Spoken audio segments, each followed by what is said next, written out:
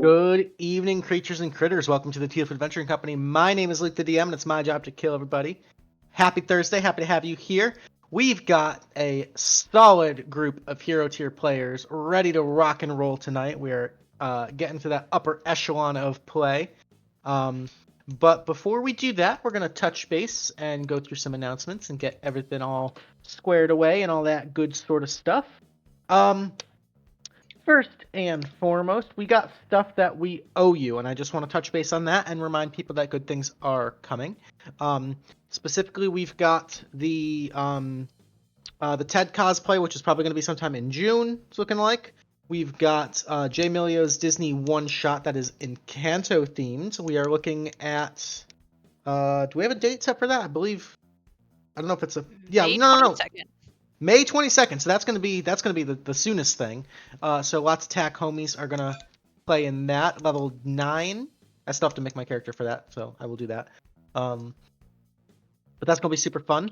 We've got a Call of Cthulhu mini campaign DM'd by Mr. Melvin coming up, probably summer time frame, sometime in this summer. We'll see. Prior to 2026, we'll say. Prior to 2026, we got that coming. We owe you a hot tub stream.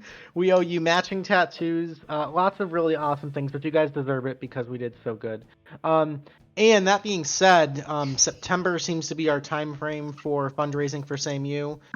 We are starting to sort of pitch ideas and get the groundwork, rocking and rolling for this year's charity event. So if you have any cool ideas, by all means, shout it out. Let us know, and we'll put something together. We've had a lot of fun doing charity events for SameU the last few years now, and we've smashed our records year after year. We do want to continue that trend and keep up the awesome momentum and working relationship we have with these guys. So again, we super appreciate everything in this community and everything that everybody's done. So we just want to keep that awesome hype train rolling. Let's see. If you have ideas, like I said, the best place to get in contact with all of your friendly Tealeaf Adventure Company folks is the Discord. Check out the Discord. Come join. It's an amazing group of people. We talk D&D, video games, tabletop games, board games, everything nerdy. Fantastic place to hang out, play games, chill, chat, vent, keep up with current events. Whatever you want to do, it's all in there. Come say hi. Very, very friendly group of people. And if you are interested in playing D&D, LukeTheDM, that's me. I'm the guy you want to talk to get in here and get situated. We've got some tutorial videos to help people get started and get situated and join the campaign. Speaking of the campaign, we've got some backstory missions cashed in. I believe a couple weeks ago, we had like a mass turn-in.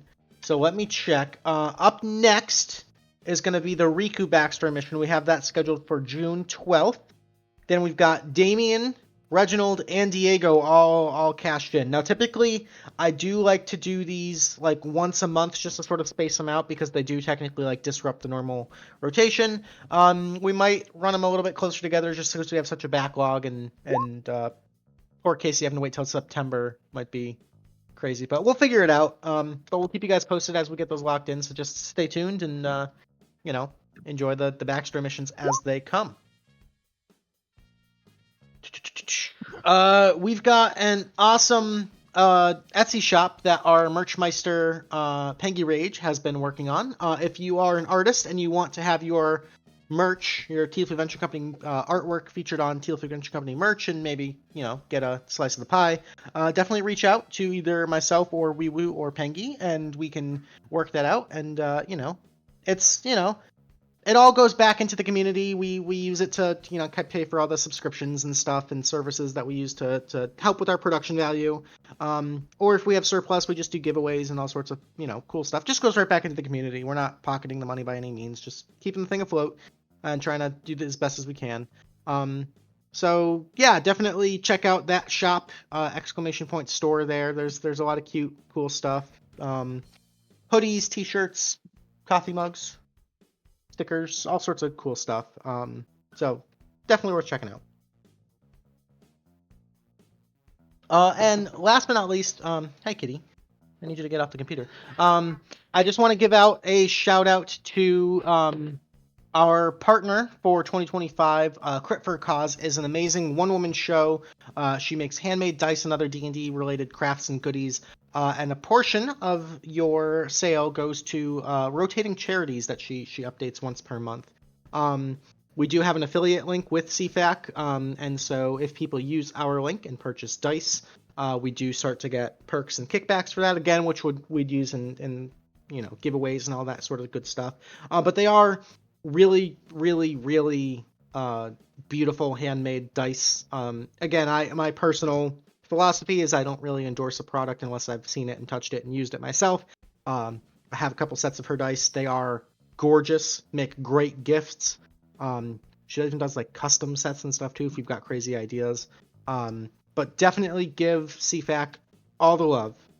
Is she still doing custom stuff? I think she might slow down. I think she's kind of slowing the custom stuff, but in the interest of getting the dice goblins aroused, she did recently purchase a bunch of miniature dicks, and I believe those are going in dice. So if you want get dick dice, if you want to dick down with some dice, her liquid core dice also are spectacular. I have the biohazard ones, and man, they are amazing. Yeah, so highly recommend. I know we got a lot of dice goblins out there that love to collect, so definitely treat yourself, get some pretty dice, and you're doing good with every roll. So it's a win-win-win-win-win-win-win. So definitely collect math rocks. Exactly. Check them out. It's good stuff. Other than that, we're doing a lot of just kind of behind the scenes maintenance stuff, trying to get our shit together and stay on track. I just definitely want to give shout outs to Mr. Weewoo and Miss JMillyo and Mr. Melvin for handling a lot of the behind the scenes stuff. The YouTube's looking beautiful. It's nice and organized. Our socials have been awesome. And, we have the World Anvil page, which we are slowly and surely updating and getting up to date if you're a lore whore and you want to mean it and not just have the sticker. But it's all there. And, again, there's a lot of love that goes into this, and it's all just kind of on people's free time. So it's not perfect by any means. It's not polished, but it's our beautiful thing, and we're proud of it, and we're 5 years strong. So, we appreciate all the love. All right, I've been yapping enough. You guys ready to play some D&D? Yeah. Yes, but absolutely. I have a question. Sure, what's up? Did we unlock superior healing potions at any point last time? Did, as a reward for the Theater of Blood mission. You can have 1 superior healing potion. All right, and the 4 that I had for that mission that weren't used, did they disappear? Because I've still got them in my inventory. Tell you what, I'll let you keep one of them. As a freebie, but the other ones are gone. Okay, okay, cool. Sounds like a plan. Then I won't have to buy one. Okay. And yeah, it's $12.50 for superiors. Okay. Yeah. Because those we can have 3 regular and 1 superior. 3 regulars, 1 greater, 1 superior. Oh, we can't have 2 graders, Luke. Come on. No. You guys are already hard enough to kill as it is. You guys are fucking invincible. How much for a superior? Superiors are $12.50. Yeah, we should update that potions command there. Yeah. And get superiors listed in there. I am purchasing 1. I am also purchasing 1 and becoming very broke. Mr. Weewoo's working on it now. Look at that. One common thing that I have noticed in this campaign is that people get a lot of gold and they don't have a lot of opportunities to spend that gold. So it is something we are I'm working on and looking into updating and all that good stuff too. So I will have more options for you guys to spend your golds on. Okay, and I'm assuming that I gave the Candle of Invocation back to Willow because it was hers. Okay. So I'm going to delete that off of my sheet. Pengy, if you're watching, make sure you've got it marked on yours. Cool. Mm-hmm. Alrighty. Let's dive in here. Let me do a music change. And we will start. If everybody's ready, any other last-minute questions, comments, concerns, death threats, or other? How many caltrops do I put into a superior healing potion, Luke? How many caltrops? Yeah. How many D4? 8d4 plus 8. Sexy. We do have that nice little macro there in the bottom left-hand corner that you can use to roll. So, it is there. All right. Look at that roll. Okay. That is a good roll. Look at that. Holy shit, that's a roll. Tonight's mission will begin, as they always do, in the beautiful free city of Kadoria on a lonely peninsula to the north of the Midnight Sea. And there, on the prime central thoroughway drag known as Avandra's Alley, just where it turns right and to the south on Timilora's Way, in that central town square known as Ava's Piazza, sits a beautiful 3-story mansion which now serves as the Tealeaf Adventuring Company Guild Hall. Now, I want to say a little over a year ago, a random mysterious ivory tower appeared in the middle of the harbor just south of the free city. And it kind of became a local mythos or legend or curiosity. The Tealeaf Adventuring Company scouted it out, and inside you came in contact with this woman from another plane who went by the name of Jennifer of the Winter. You guys understood that this extraplanar council, which was founded to fight back or keep in prison some sort of universal threat, has been scattered and fractured as this threat has somehow been unleashed, and it's been tearing holes through the fabric of reality, through the different planes, and causing mayhem. And the Tealeaf Adventure Company has helped on several different occasions to sort of subdue or play a bit of damage control on these missions, where creatures from various planes are getting lost or winding up where they shouldn't belong, and it's causing all sorts of ecological chaos and mayhem. You guys have agreed to act as sort of emissaries or representatives of the prime material plane, and help the Winter Willy to gather members of this council, which has come to be known as the Guardians of the Rift. You've successfully traveled to the plane of Arcadia, where the Tealeaf Adventuring Company rescued their first council member, a strange archfey or hag by the name of Auntie Cankerblossom. But things have since been somewhat quiet on that front, as more urgent and pressing threats have taken up most of the Tealeaf Adventuring Company's time. That being said, today we'll start off a beautiful sunshiny spring day here in the Free City. A nice break from the relatively harsh winter that had happened. Weather is probably in like the upper 60s, maybe low 70s. There's a nice like brisk breeze. All the flowers and plants are just starting to bud and blossom. It is beautiful and pristine here in Kadoria. And you guys are going about your normal morning routine in the way that this magical mansion seems to serendipitously arrange people as they're needed. Let's go around the horn. How's everybody starting their morning? Gordy is kind of arms deep in a fountain that says property of Harper. Leave a penny. But he's only read take a penny where there is no such phrase. So he's just kind of picking up gold and flicking it back in, trying to find ones with like weird scratches and stuff. Okay. This also counts as his bath for the week, so It's important. yeah. Hygiene. Klang will emerge from underneath his table tent that he has, with the cats that, based on a recent campaign, seem a little weirder than usual. Having been linked to Dream Realm magic. Mm-hmm. He was completely oblivious to that, so he just still sees them as normal cats. He just kind of emerges out of his armor, just kind of has like a plate of leftover stuff from a meal that he had. And he's just looking half asleep.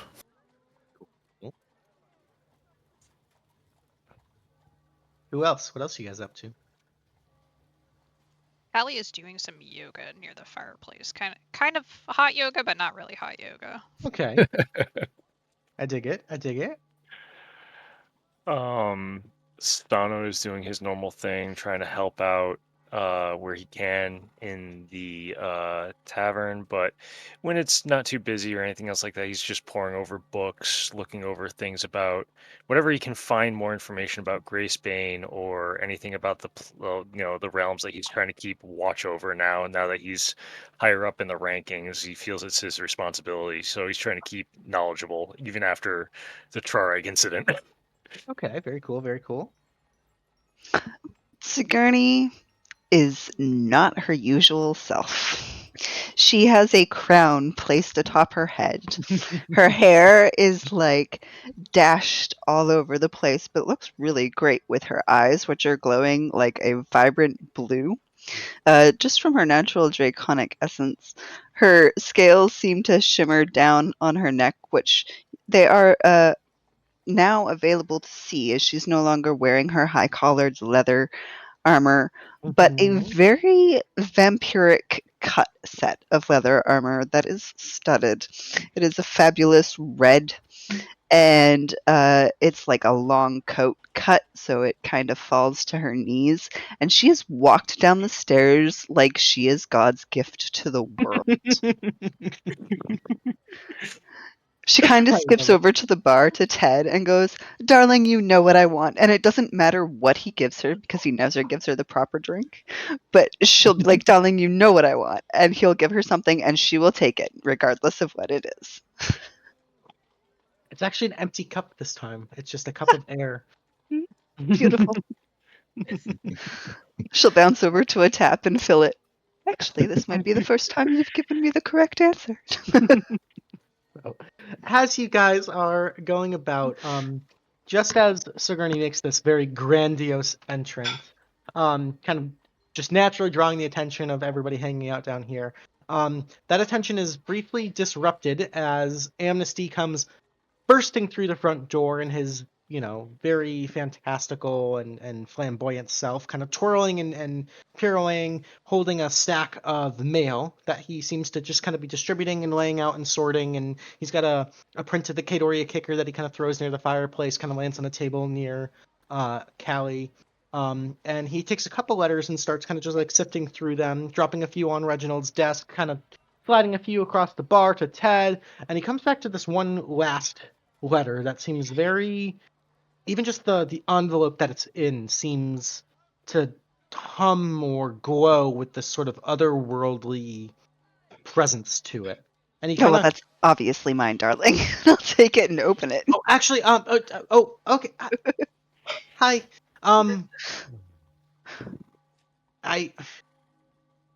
So you just grab it and open it right away? Yeah. Okay, just kind of tearing through right with like a sharpened fingernail, like a draconic, almost like a draconic looking claw, just tearing through.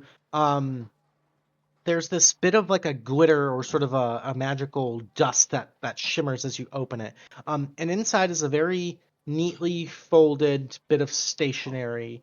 That has almost this calligraphy style writing on it. It's very, very elegant and pretty and neat. And it does seem to be addressed to Marigold at first glance.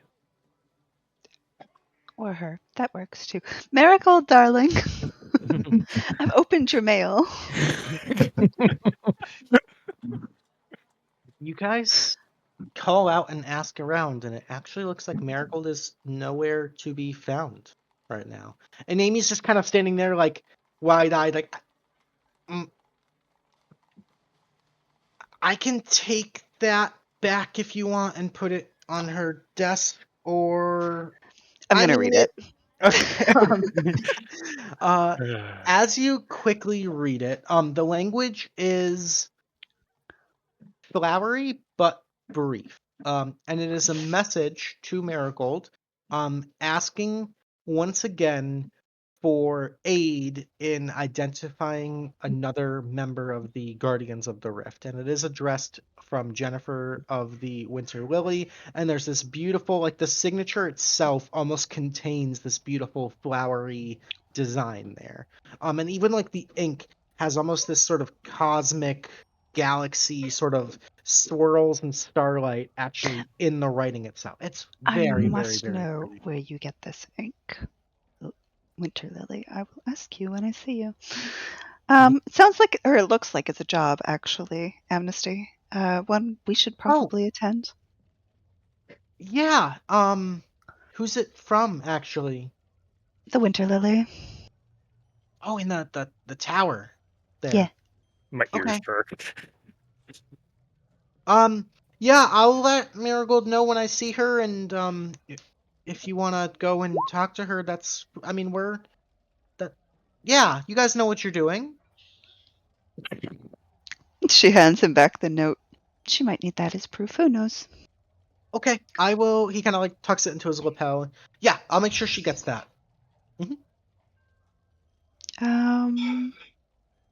Well, and she'll turn and she'll look amongst the room.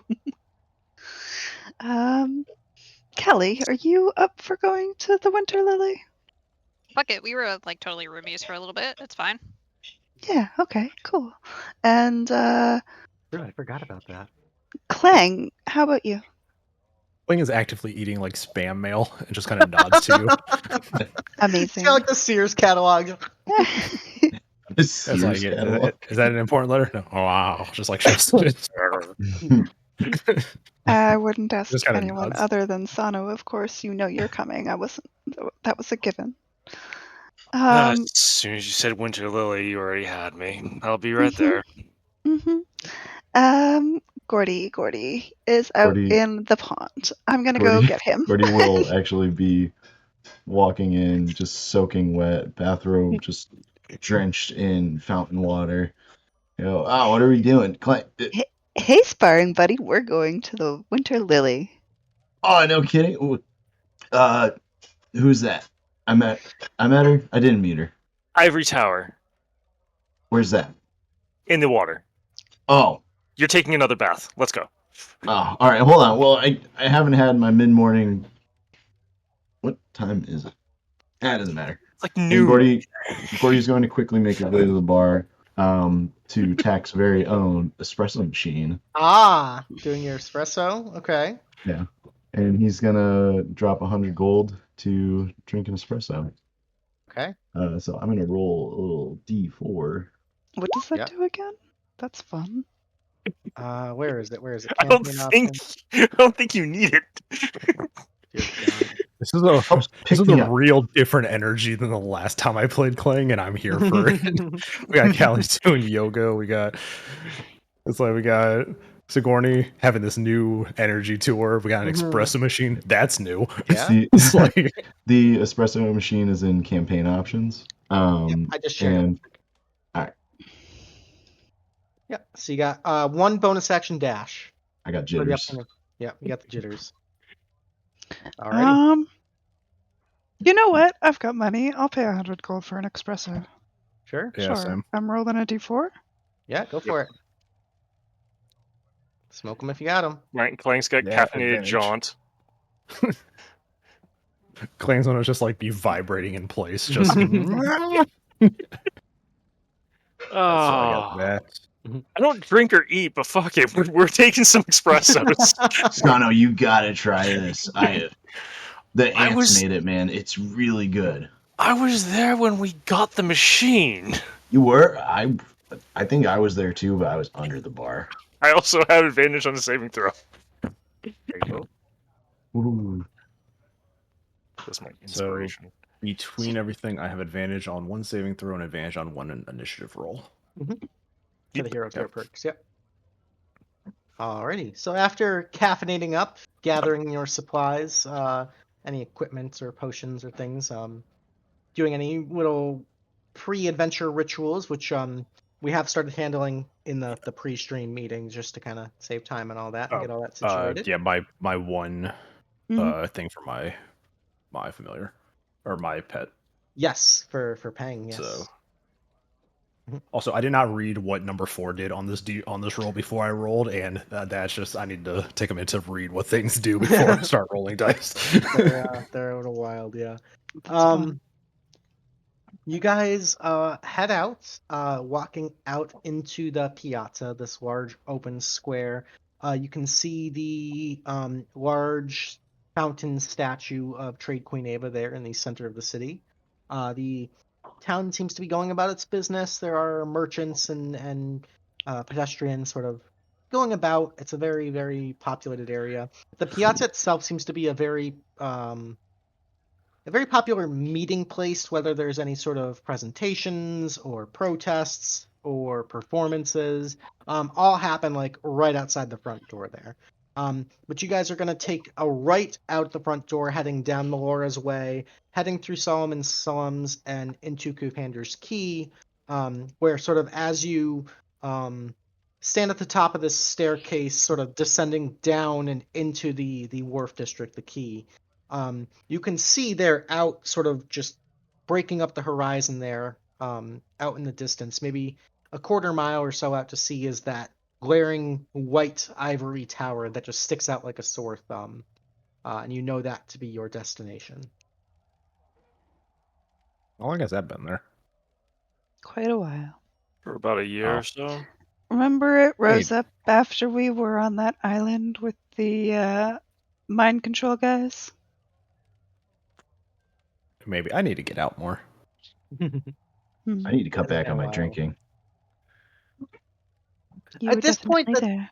the tower has lost a little bit of its novelty, and it's just kind of become like a normal part of the Kadorian skyline because of its prolonged presence. But it still has this aura of mystery about it, as it just sort of randomly appeared one day and stuck around ever since. like to You guys would imagine- remember in the first several months after it appeared, there were all sorts of different legends and myths and contests. Lots of people like had contests trying to swim to it or sail out to it and investigate it. All to no avail, but you guys were the first ones to crack the secret and find a way inside. I think it's time for a new building to appear, but that's just me. It's like So a at the yearly occurrence, right? Like new buildings just pop out of the ground or fall from the sky. I mean, we got a new plant back at the guild. There's got to that's going to be huge in I guess I should ask him what kind of plant he is. Because if he's a tree, it could take a little longer. Mhm. I didn't think this through. Kling's just like looking at us like he is the plant sentient? Yeah, you haven't talked to the little dude? He's great, Planthony. Yeah, he's awesome. Plant. It is a, Kling's just like he is a sentient tree sapling. yeah. Why is Klang the straight man in this one? Like, Have any of you been inside before? Inside the tower, yes, I have. Oh, well, then I guess you're going to lead the way, won't you, Sano? I think Gordy has. I walk along the ocean floor. No, I'm kidding. Goddamn boats. Literally just goddamn boats. And I just lead everyone to the docks to get in with our Kidorian boat to get over there. No, don't worry about it. We've been on plenty of boats and come back together. Easy enough. On you find, fire. You find a boat that someone is willing to let you lend to sail out to the Ivory Tower, and a quick little 10-minute row later, you guys end up just outside the tower. Does anyone specifically remember how to get inside the tower? Been a minute, so I've if got you some don't remember, Sigourney, I don't think has ever been inside the tower. She was only there when it rose. Klang's gonna do the full like rub hands together and hit it with the Patrick. Open sesame. Well, I've done all I can do. That's all I can do. Those of you who have been in the tower before, go ahead and make me a history check just to see if the characters recall. I believe Gordy's been in the tower. I doubt it. The roll will I've say been in it otherwise. twice, but yeah, I don't remember. Off the top of my head, I don't remember.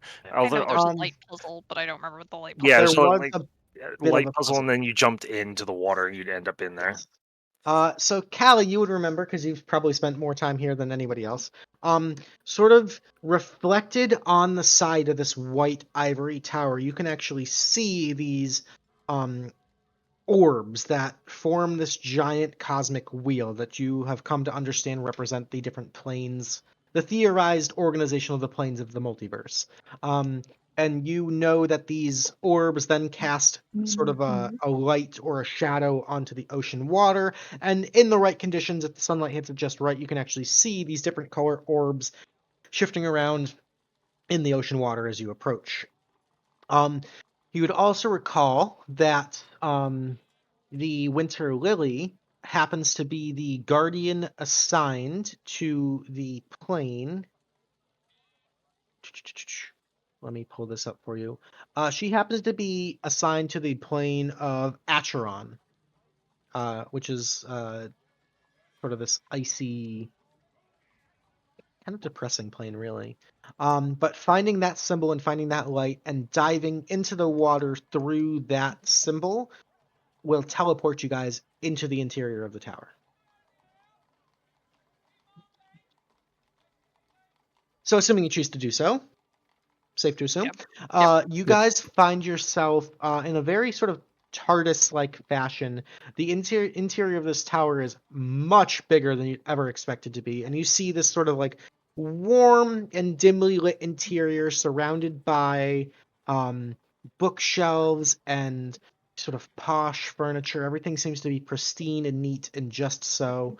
It is a little bit chilly in here to the point where you can actually see your breath as you sort of arrive, and to your surprise, are completely dry, not a drop of seawater on you.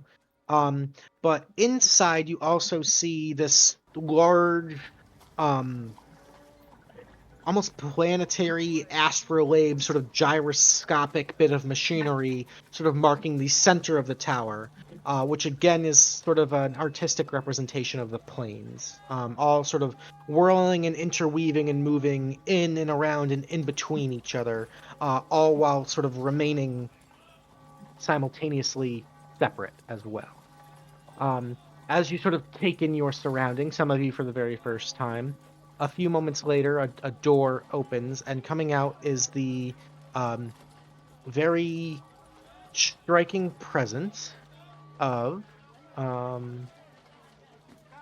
this is Jennifer of the Winter Lily, this shockingly orange, almost red hair, this very tall, noble, broad-shouldered, very Dane Aelin sort of presence. You can actually see the wispy, almost like Tyrael, Archangel Diablo universe of these angelic wings sort of carrying her along as she sort of glides across the floor.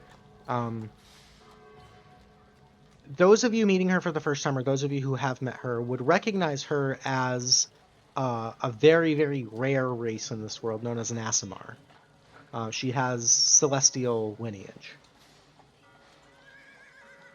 But as she approaches, sort of wordlessly, sort of gliding across the floor, she takes a seat, actually, all wordlessly, kind of sits and crosses one knee over the other, sort of folds her hands politely, and just smiles at all of you. Clang falls in love. Hey girl, hey, we totally got your letter and came to see what's up. And also a good day, Winter Lily. Hi. Good morning. Good morning. Hi, friends. I'm so happy to see you. I'm thankful that you got my message. I'm still a little bit getting used to how time seems to work on this plane, but and the mail was particularly fun for me to discover as well. That's quite a fun and You mundane have system. impeccable penmanship.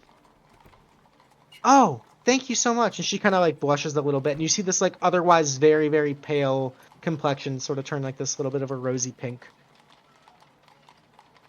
Yes, and I must know where you get your ink. It is, well, divine. Well, it's funny you should say that. It actually, it's from Elysium, so Really? yeah. Well, That would make sense. then I suppose it's going to be a while before I acquire some, isn't it?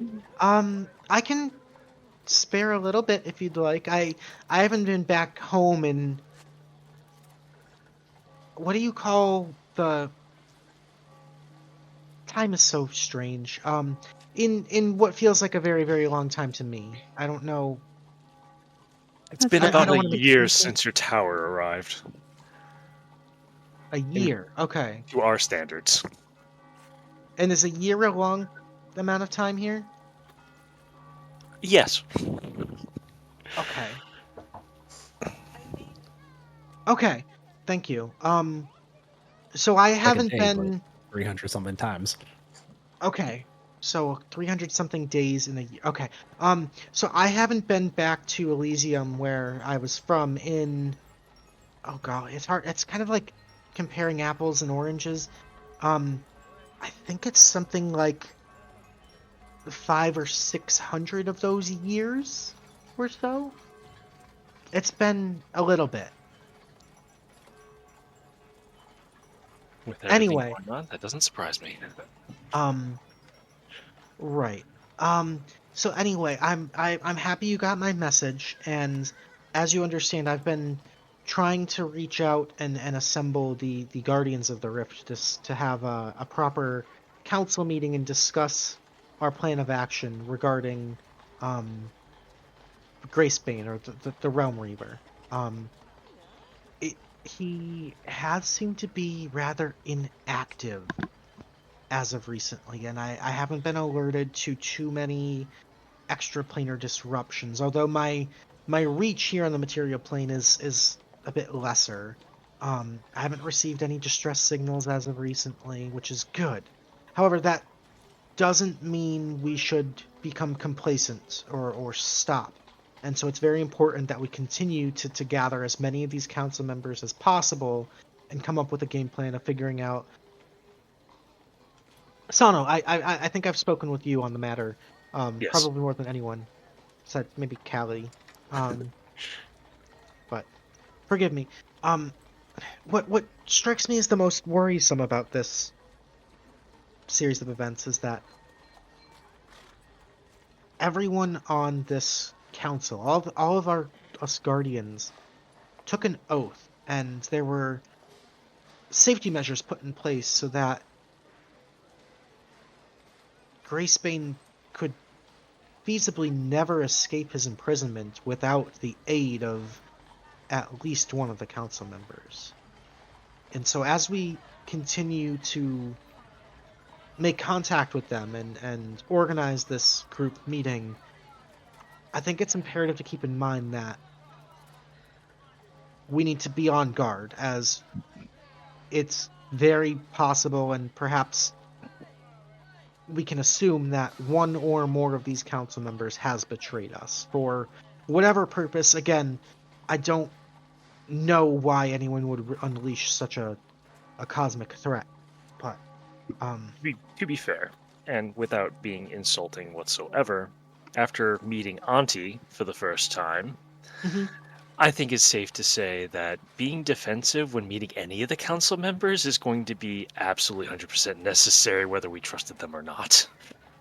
It's a very good point. I have been in regular contact with Auntie Canker Blossom, and I appreciate you guys heading there and establishing that contact.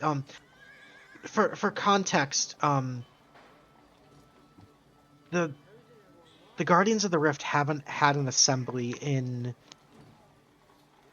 again, time is so strange, but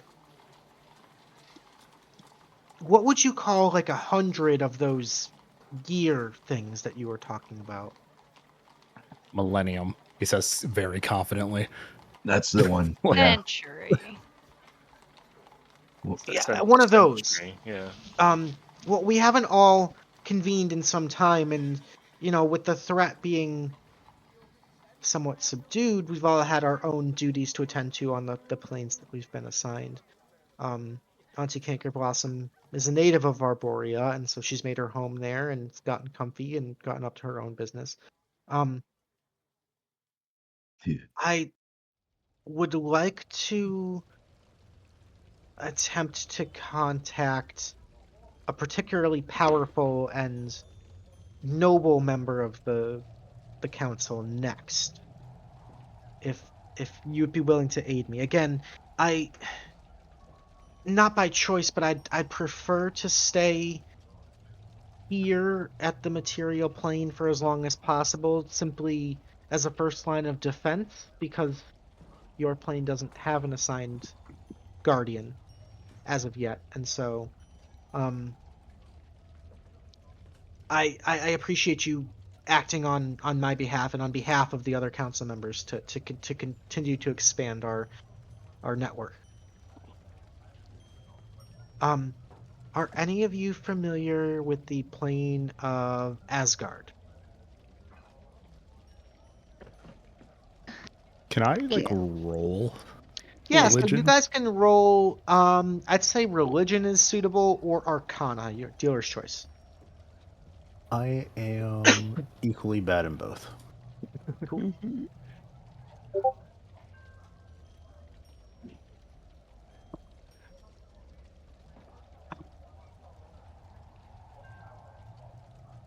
Trying to see if Klang knows like anything random that I can add into his character. It's like, oh yeah, I am absolutely an expert on Asgard. Nobody's asked me about it. It's like, So I got a 14. interestingly enough, with Gordy, growing up in Zarus, for better or worse, one of the prime deities of Zarus is a god known as Kord, the Stormlord. He's the god of victory, the god of warfare, the god of conquest, of bloodshed, but also a god of pride and prowess and strength, which very much that sort of religious aspect has tied into the culture of Zarus, where it's sort of this military despotism that might makes right, and that's sort of the way of life there. The weak are cast aside so that the strong can flourish. You would know from just sort of osmosis and growing up there, and being a bit of a curious scholar yourself, that Asgard is the home and the domain of Kord, as well Getting as a lot of into a couple of religious debates at the bars as well. sure, yeah. It's also the home to a series of other sort of lesser deities or powerful extraplanar beings that mortals might also consider gods. But it is a realm of constant warfare, of tumults and violence, but again also of strength, of honor, of pride. And it is also the seat of in a lot of cultures, particularly in Zarus and beyond, there's the belief that one can only reach sort of an afterlife after perishing in battle, perishing in honorable combat. And so it's understood that the souls who do die in honorable combat would then be ushered into Asgard, and specifically the halls of Valhalla, where they can feast and fight for eternity. Oh, yeah, Cord's place. Yes. You see the Winter Lily kind of like, she gives a cautious glance to each of you as if to kind of measure up your level of understanding. Kind of to focusing in on Gordy, who's sort of just body language leans the most to understanding. But also kind of gets a general sense that there's probably some question. Yes, the domain of Kord. Asgard, I've never personally been, but I hear it is a gorgeous land, breathtaking vistas, ferocious beasts, and very, very large egos, as it were. She kind of cracks a smile. Yeah, a lot of the guys that would talk about it when, the orcs would stop whooping me around a whole bunch and would start drinking, it sounded like they were all trying to get there, but I didn't really understand how or why they were trying to get there. And one guy even fought another guy just to get there by dying. I don't get it. Well, the gods do work in very peculiar ways, but fortunately, none of you will have to die in order to reach the plane. With my connections, I will be able to get you to Asgard, although your precise arrival location once you're on that plane is a bit of a crapshoot, as it were. I can't guarantee that you'll end up anywhere productive or close to your final destination, but I'm sure you guys are skilled and experienced adventurers. I'm sure you'll be able to figure out and get your bearings and find a way to make contact with the member of the council that we're seeking out. What is their name? Yes, that would be an important detail, wouldn't it? You are looking for, believe it or not, a prince of Asgard who goes by the name of Sygird. Sygird. Sygird is an esteemed and famed warrior, as well as a prince of a noble lineage, and a long time ago pledged his fealty and the fealty of the armies of Asgard to combat this threat if it were to ever emerge again. And so having that strength and that military prowess at our disposal would be invaluable to the fights to come. Any characteristics or likeliness or anything else like that that we can go by? Tall, strong, long, almost ashen gray hair, and he's got one eye that is blue like ice, and the other is gold. Yeah, it shouldn't Like be hard gold. to suss out. No, I think that should be enough as long as he doesn't keep his eyes closed like I do. Right. Okay. Asgard is a tumultuous place, so I would be prepared for all sorts of dangers and violence in your journeys across this plane. But seek out Sygird, plead him for his help, remind him of his oath that he took as a member of the Guardians of the Rift, and if you can get any sort of reassurance that when the time comes and we gather as many council members as we can, that he will attend the meeting. He is a friend. I don't anticipate there will be any resistance from him, but again, it has been quite some time since we've all convened, and so other priorities, I can't give you any idea as to what to expect when you make contact with him. Gracebean, Coov Spawn, now this. Well, shall we? It's job security. It is. We're adventurers. Let us adventure. All right. Could you by chance bring up an illusionary map of Asgard? That's a good idea. Just for a That moment. would be...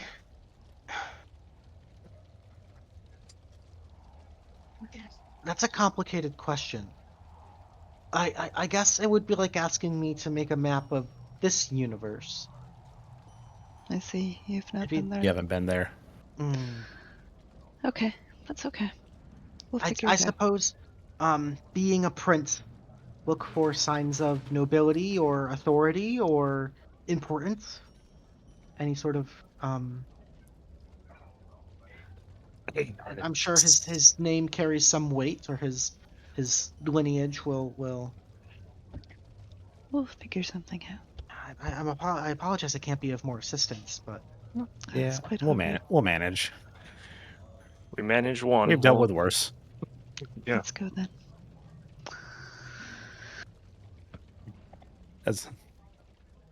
Like as I guess we're preparing to leave, I just like Klang turns back to her. Just, do you like cats? I'm unfamiliar. Just when we get back, I'm gonna show you cats, and then I'm gonna like scamper off behind the party. Okay. You know what? Clank, never mind. You're awesome. Let's just go. We got a job to do. I'm committing to the bit. I said Klang felt love. It's like, I'm committing to the bit. This character needs some development. Alrighty. Any Just go around other showing every girl your cats, man. any other questions, comments, queries, death threats, or otherwise before the Winter No. Lily will teleport you off? Take us away, Winter Lily. Alrighty. She will stand up and escort you all to that central sort of planetary astrolabe, where she reaches out and magically connects with a particular. It almost looks like a planet in this sort of depiction of it. And all of you sort of feel this very sort of lightheaded, tingly sensation, and almost as if your body's being whisked away like sand in an hourglass. And before you know it, you are sort of fading away on the brink of consciousness, but as you kind of come back to and sort of restabilize, you find yourself in a very, very, very distant land.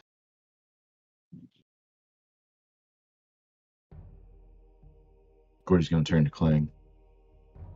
Clang, if I take Yes. one step farther, it will be the farthest I've ever gone from home.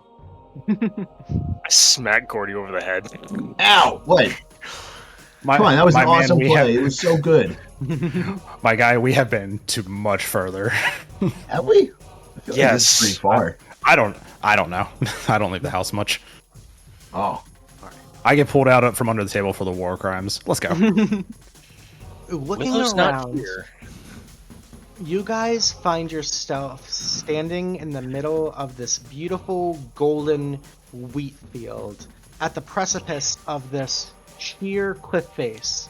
And looking down, you see rolling, stormy oceans beneath you, wastelands and wildernesses beyond, mountain ranges lining the distance, peaked with snow caps and thunderstorms.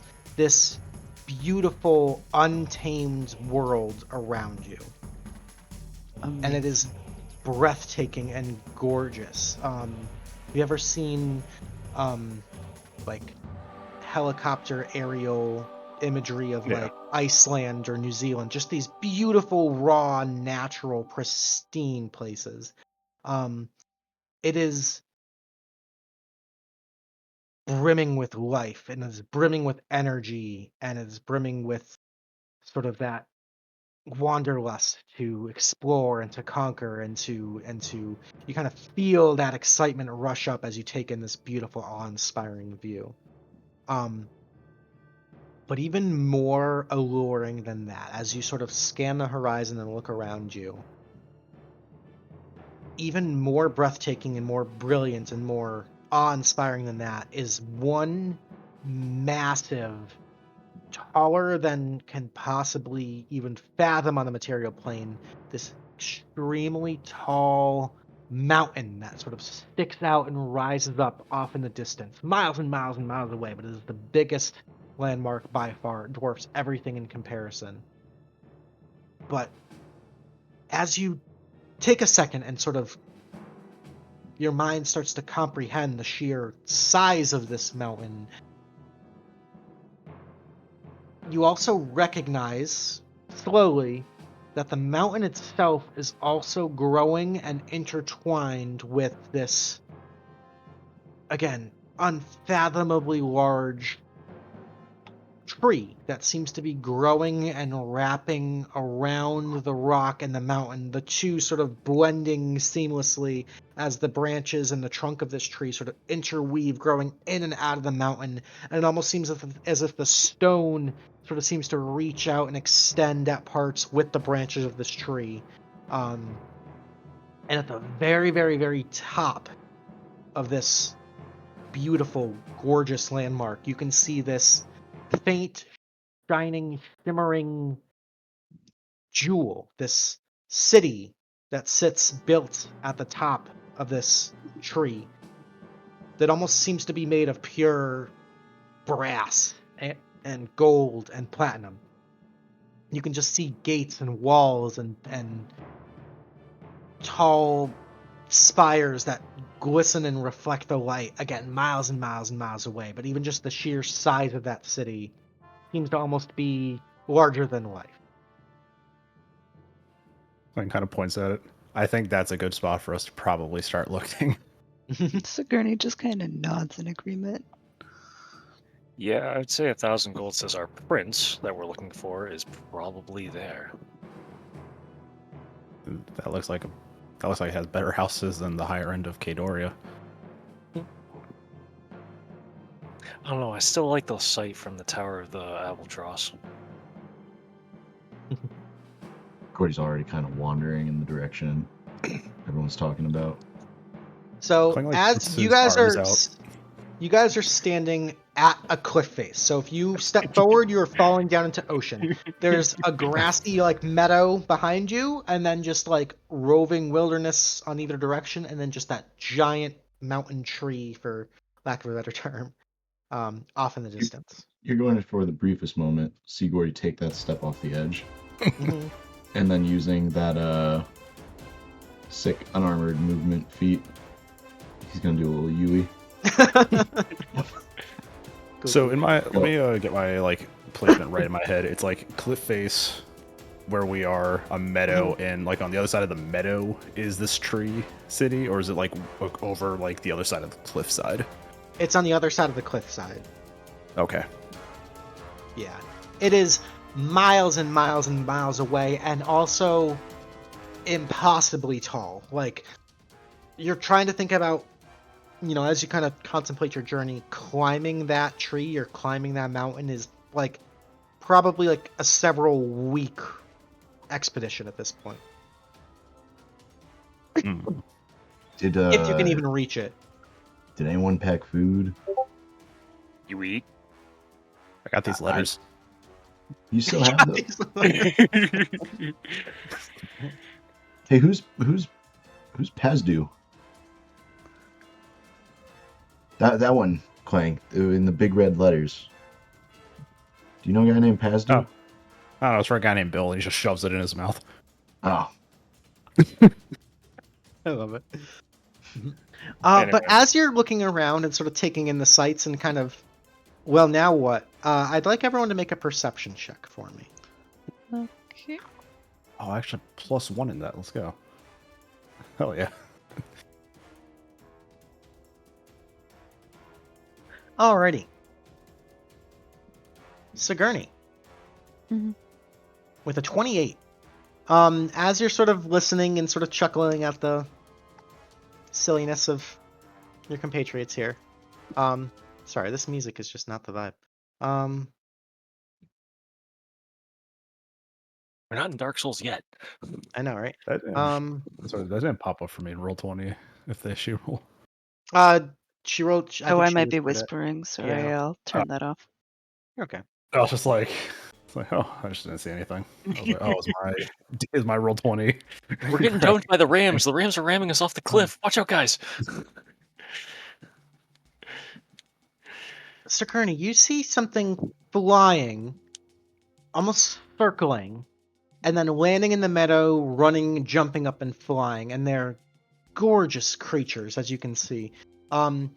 It appears to be a flock of them, whatever it is, but as you kind of take a minute and kind of focus in, what you see is a group of creatures that seem to be a blend of almost this feline, tiger, or lion-like creature with the head of an eagle and the wings of an eagle that seem to be flying, almost playing in this meadow. You're not sure if they're hunting or training or grazing or what. But as you watch them, you count 1, 2, 3, maybe about 5 of them or so. You also see an individual standing in the meadow with his arm outstretched, almost, you're not sure if herding is the right word, but calling them and beckoning to them and sort of dodging out of the way as these creatures come in to land and run along the grass for brief moments. And he seems to almost be keeping tabs on I the four in the air. think I've found our way up there. And she'll point out the griffin dancer, for lack of better wording. Well, hell yeah, Callie is immediately gonna start ritually casting Speak with Animals. Okay. They are Klang's quite mind. majestic. Kling's mind tries to process seeing cat part of Griffin and looking at his catnip amulet, wondering if it'll work. It's like, We're just gonna kind of pick Start up on that making and our go, way over. yeah. All right, everybody going along with? Oh yeah. Yeah, Yep. absolutely. As you guys walk through the meadow, and the grass is like up to about like the thigh or the waist of most of the party. Some of the shorter members, Gordy and Klang, this is like up to like neck level grass. You make your way over, and as you get closer, you can see this griffin dancer, for lack of a better term, appears to be about a 7-foot tall, elderly, bald, human-looking individual with this sort of like shaven bald head, these sort of gray wool-spun robes, almost like a monk. What appears to be this large leather, almost like a falconer's glove, and then this shepherd's cane in the other hand. Very, very old and gentle as you perceive him, but also you sense there's sort of a presence or a strength despite his age and despite his appearance as well. As he sort of seems to be like watching them fly, he notices the five of you approaching and kind of gives you a warm smile and sort of lowers his hand and sort of, you can sense he's almost just like letting these griffins sort of fly and have a little bit of play unsupervised as he greets you. yeah, you want to talk about This man has a falconer's glove and he's doing griffins, and I'm like, this man's gonna land a griffin on his arm like it's no big deal. In Like, You can.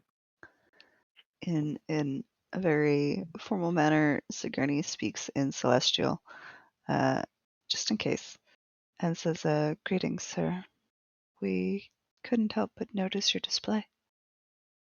He gives this deep, gracious bow while maintaining eye contact and speaks out to you in common. He will speak in commons. Greetings as well. You five appear to be quite lost. And he kind of gives you this almost like a warm, fuzzy, grandfatherly smile. He seems to be very like inviting, and you just have sort of a sense of peace from him. Well, we know we're in Asgard, and we know that we need to get there. And she'll point to the like city. Ah, that is quite Well, some ways away. I don't mean to interrupt, but like we think we need to like go there, but we're actually looking for Prince Sygird. We assume he's there, but we don't know that for a fact. I don't know if Callie, you have make an other. insight check. Can I as well? Sure. Anybody who's watching him, all of you guys are participating in the conversation. Gordy's kind of just looking up at the sky at the griffins. being a small thing, I am worried about the griffins. Callie, as you mention Prince Sigurd, you see his demeanor visibly change. That sort of smiling, warm, grandfatherly, welcoming stranger instantly kind of takes more of a guarded and defensive posture, and he sort of straightens up. His eyes sort of narrow a bit, and he seems to kind of be a little bit more wary of you. I see. Well, Prince Sigurd is a very busy individual from my understanding, and outsiders are typically not permitted within the capital. I fear that your journey here might be somewhat in vain. What? So we're here on like the behalf of the Council of the Guardians of the Rift and are trying to get a hold of him. Because it's been a bit. It's been like a century. I have no idea what you're speaking. Yeah, me either, really. I sent the roll of Thing is, persuasion. he made a vow a long, long time ago. We're tasked to remind him with that vow. I understand that it's hard for outsiders to get into the city, but you didn't make it sound impossible. Is there a way So- for us to enter? Sigourney, make a persuasion check for me. Can I Okay. attempt to assist? Absolutely. I was going to say this is sort of a group Yeah. effort. At advantage? Okay. After she goes through her spiel, I say, "Look at me. I'm a 3-foot kobold in a trash can. I don't think I'm much of a threat here." And I rolled a 5. And look, I mean, Pat's the top of his head. Same. Look, we got the same style, man. With a 21, you specifically catch that the mentioning of a vow seems to resonate with this individual. He sort of takes on a bit more of a understanding look and kind of nods along with what you're saying. Surely if Prince Sygird has made a solemn vow to this council, then he should be held to that vow. I agree. I suppose you're looking for a way up into the capital. Yes. If at all possible.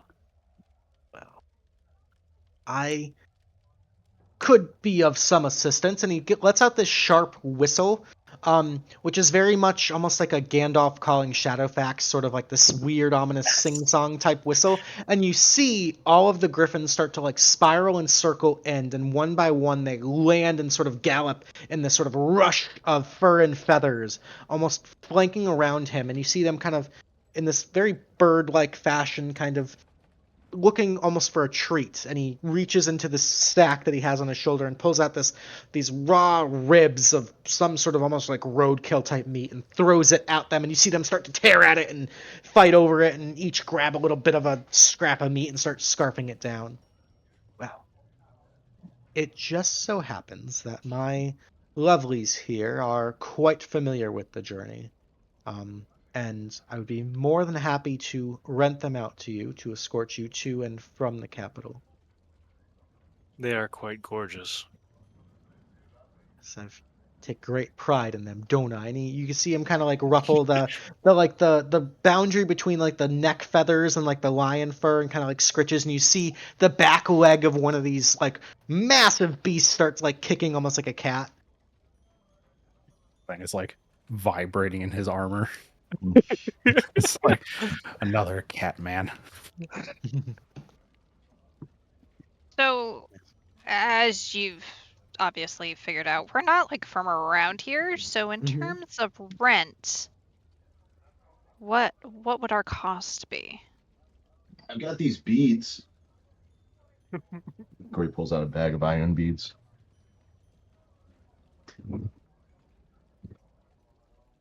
And what are those? Well, they are currency, I guess. Yours. Don't ask me how much gold it is. Your Never got the. money means nothing to me. I have no intent of visiting your home.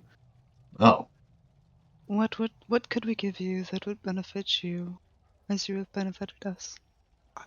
I understand that you are not from here, and so I will provide you with some guidance and some insights. Here in Asgard, we value strength, we value honor, we value prowess, we value You want to arm skill. wrestle for it?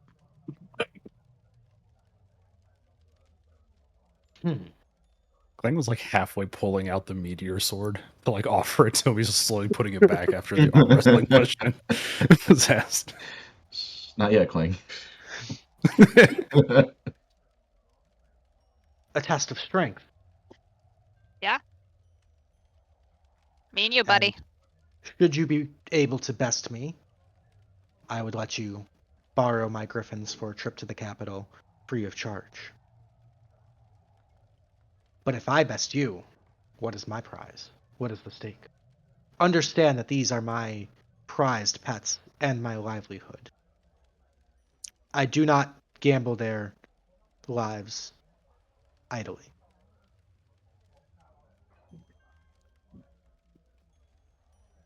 Well,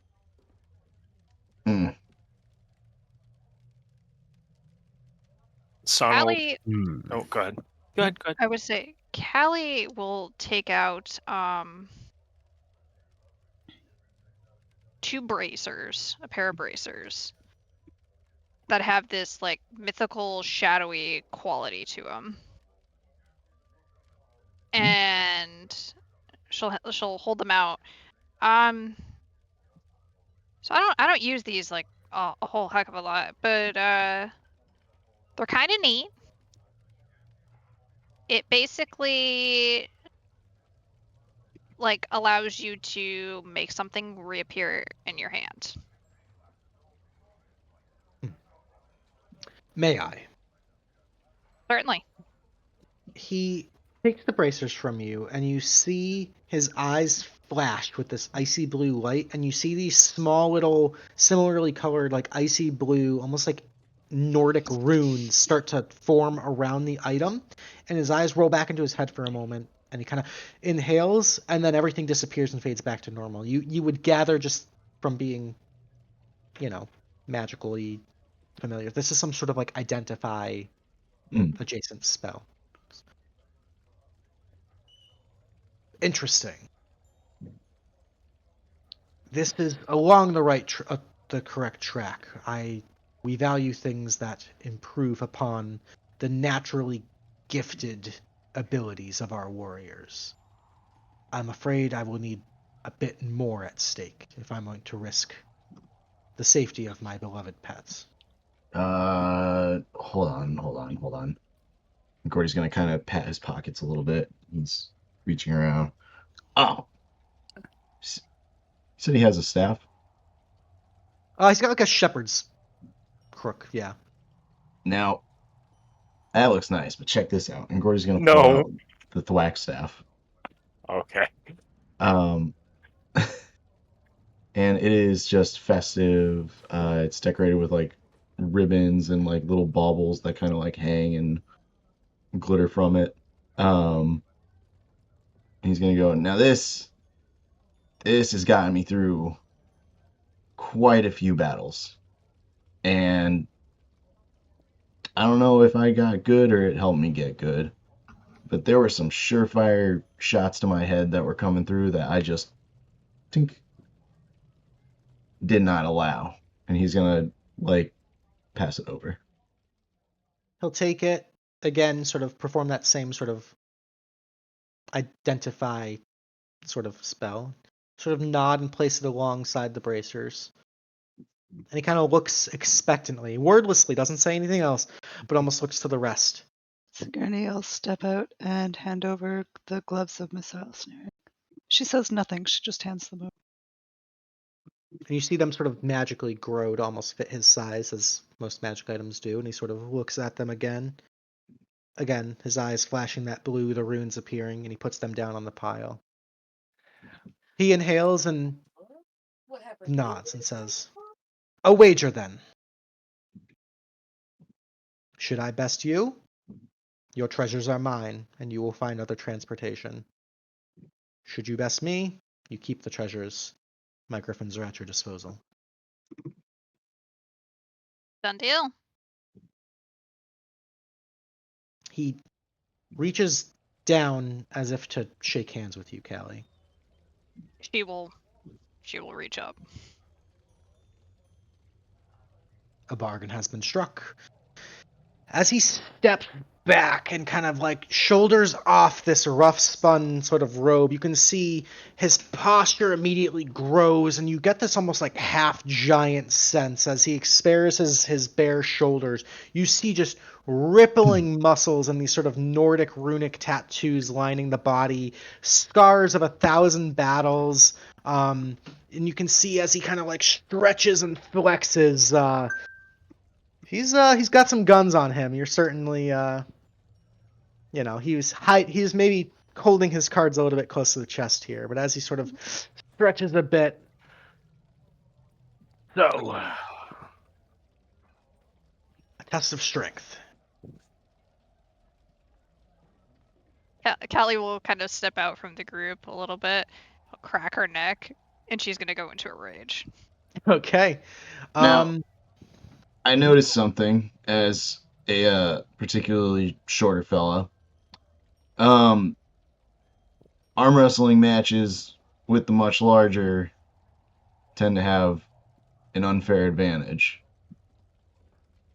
Callie's got this. Gordy, it's fine. We've also seen just you thinking do a lot bigger things. Surprisingly nimbly hop up and lay flat and land in almost like a plank position and sort of put his arms in sort of an arm wrestling position, almost laying prone as if to meet you on the ground. All right.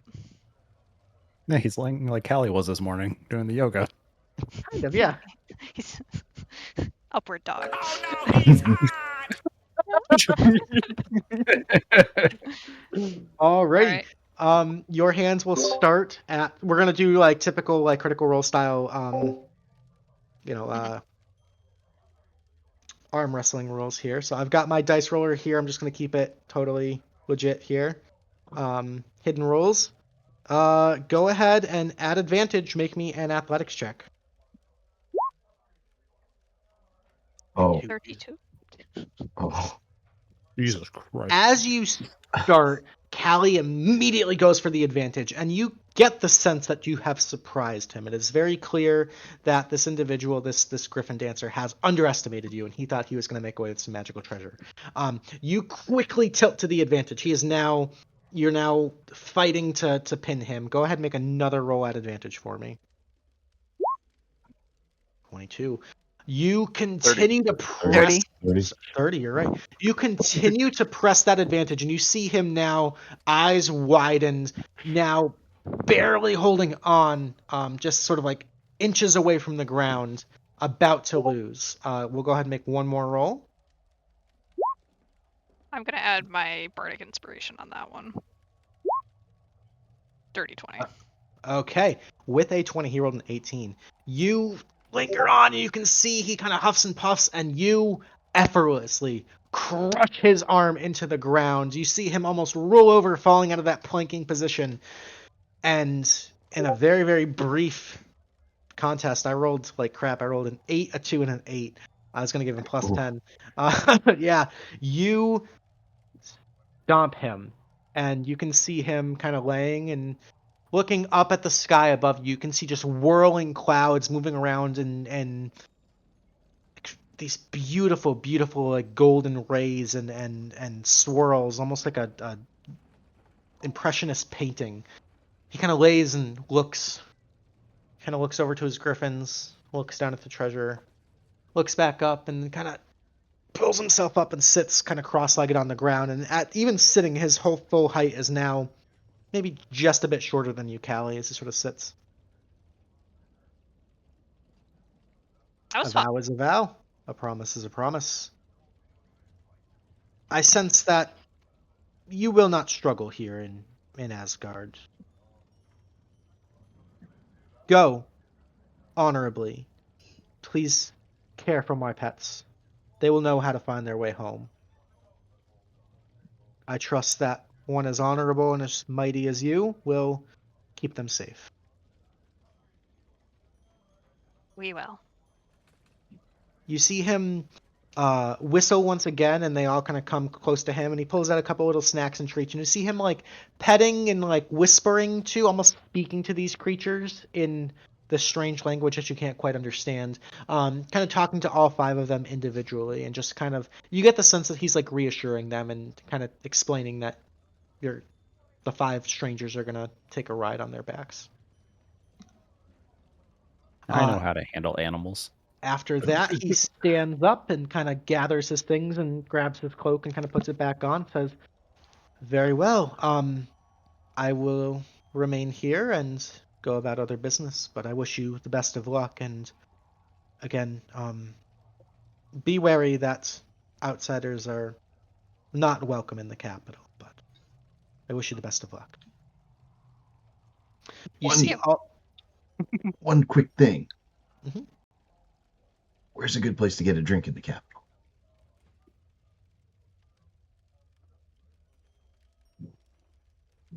You get almost this like my sweet summer child sort of sense from him. Just this sort of Well, you guys aren't a Kinda- dry town, are you? reaches down and pats your head. No, it's just you won't survive, buddy. Oh, I think you're gonna find out. okay. I personally Alright. deep bow to him and deep bow to the bird before we Yeah. mount up. Yeah, Um, Sigourney will do the same. The griffins are actually surprisingly well trained, and they seem to almost welcome each of you. You're each going to have your own separate griffin as they sort of like kneel down as if to allow you to mount. No saddles, no bridles, no. You guys are just barebacking onto these things. They've got like fluffy scruff feathers that kind of give you a good handhold there. But as each of you mount your griffin, you see in unison they all start to flap their wings and lurch up and take off into the sky. And I think right there is a good place we're going to take our first little quick short rest here. I like the role play. I like taking things a little bit slower. That's what Hero Tier is all about, using, more social stuff. So let's go ahead, take a quick break here. We're going to go use the bathroom, refresh our drinks. We'll be back in about 10 minutes or so. Stay tuned. Check out all the socials. Check out Crit for a Cause. Check out everything, and we'll be back in just a bit. Someone go deal with your laundry. Laundry time.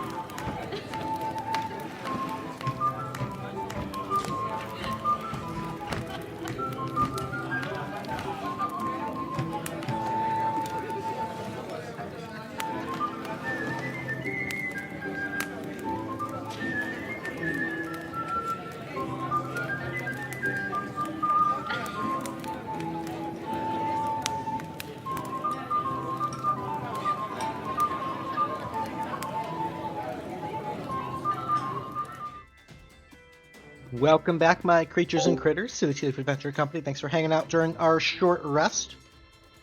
We are partying here in Asgard, riding on the backs of some griffins that we've won in a contest of strength. So let's pick up right where we left off. So, the 5 of you take off and quickly ascend into the skies here, climbing higher and higher and higher in altitude, going through clouds and going through storms, and you can see the ground below you, these forests, these untamed wilderness and fords and rivers and canyons all kind of shrinking and lower below you. As you all sort of feel your hearts leap into your chest, sort of hanging on for dear life on the back of these creatures. Eventually, you sort of come into sort of a more gentle ascent and kind of get your bearings, and the fight isn't nearly as rough. The griffins sort of naturally take on this flying V sort of formation. You're all spread out a little bit.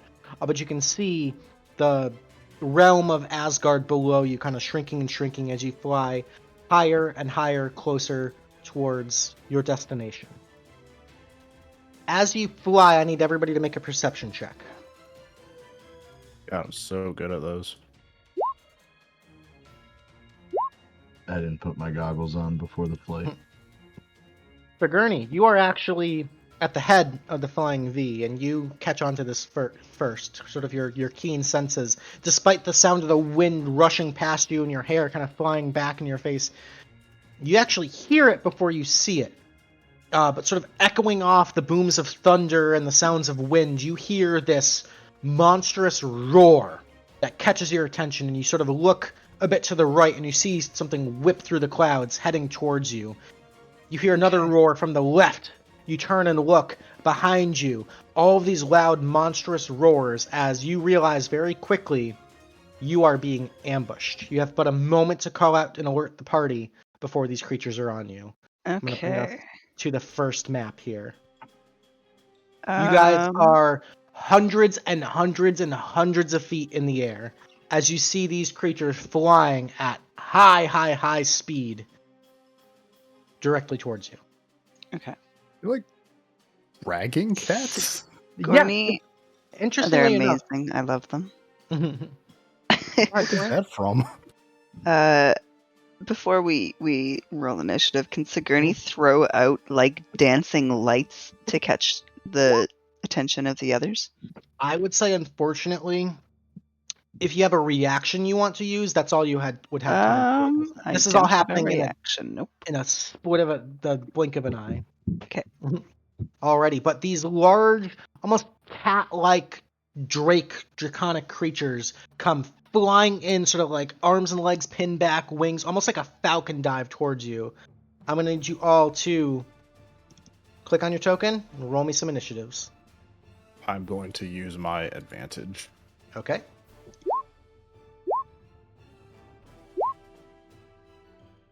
Yeah, 21.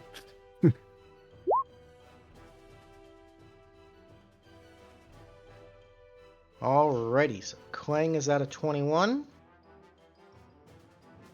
Also, how dare you make me fight cat creatures as Klang? Alrighty, looks like we've got everybody in there. So, starting off, as these creatures fly in, as you guys are now... So, we're kind of in a moving map, which is hard to portray on Roll20, but you guys are actively flying in this V formation as these things are coming at you. And there is a bit of a height elevation thing here, so we're going to kind of have to... Certain parts of this fight will have to theater the mind a little bit, so we'll just kind of go with the flow, and I'm not going to get into, like, fall speeds and physics and stuff, so we'll kind of hand wave a lot of that, but we'll figure it out as we go if necessary. Quick question. Sure. Movement speeds are dictated by the characters? By the griffins. So the griffins all have a speed of 30 feet in the air. Yeah. So, Right. Klang, you have the initiative. Yeah. Guess I'll fly. I'm sorry, forgive me. The griffins have a ground speed of 30 feet. They have a fly speed of 80 feet. Oh.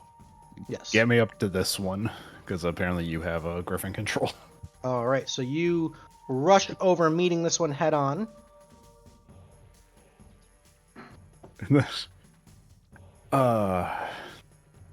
Klang is going to apologize using Draconic through his catnip amulet as he tries to swing a sword at this cat dragon. Go for it. Where are my attacks? There we go. 28. 28 is going to hit. That's a crit, baby. So that it would be for damage. This was one-handed, so 10. And then you roll an I'll extra do d8 on top of that, yep. Oh, right, I did crit, so 1d8. Alrighty, so 16 points of damage. That is a solid hit. So as you sort of lock eyes on this lion drake, your griffin sort of tucks in and flies to meet it. Long sword extended, you pierced right into sort of like the leathery fabric of one of its wings and kind of wound it as it sort of like tucks and barrel rolls, sort of maintaining its stability in flight. You seem to hurt it pretty bad. It is also because I crit with a slashing. I grievously wounded until the start of my next turn. It has disadvantage on all its attack rolls. Okay. I'm gonna give it a little attack. 21 also hit. For a 14. Nice shot. Do I have anything for bonus action? No. That'll be it. Alrighty, solid turn. That's going to bring us to Sigourney. As far as Sigourney is aware, nobody else knows about the cat dragon, but our friend has broken formation, so that changes everything. She is going to dip and get her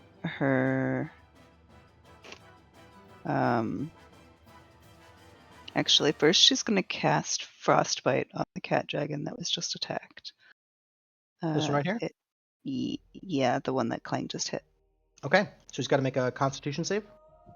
Yes. Okie dokie, coming in hot. That is natural 20. Double nat 20s, actually. Alright, so I think he doesn't take any damage because the sabers suck. Or, let me see. Yeah, typically yeah, it's a saber suck. Yeah. Okay. And we're going to go down by Sano. And with 35 feet of movement. And we're going to tell him that we've got issues. We're going to break from there. Oh, you took me to the further point. You want to be okay. like here? Yeah.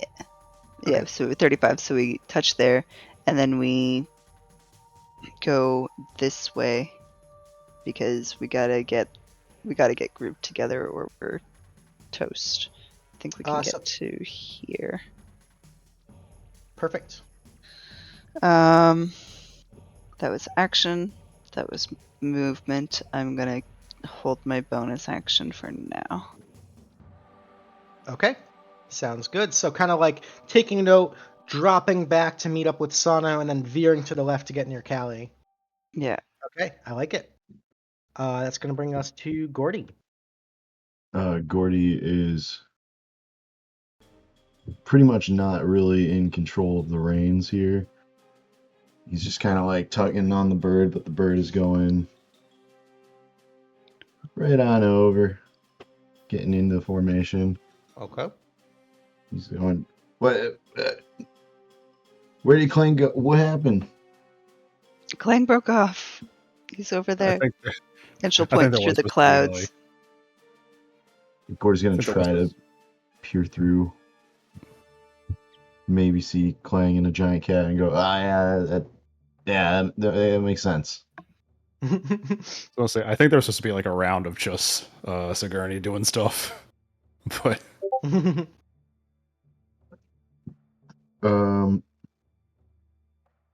And I don't really know if I want to. There's anything I could do right You could now. hold action in case we get ambushed. Oh, I'm gonna hold an action. All right, what action would you like to hold? Probably just readying the staff of insatiable hunger. Okay, To give a good old thwack. sounds like a plan. That's going to bring us to Sano.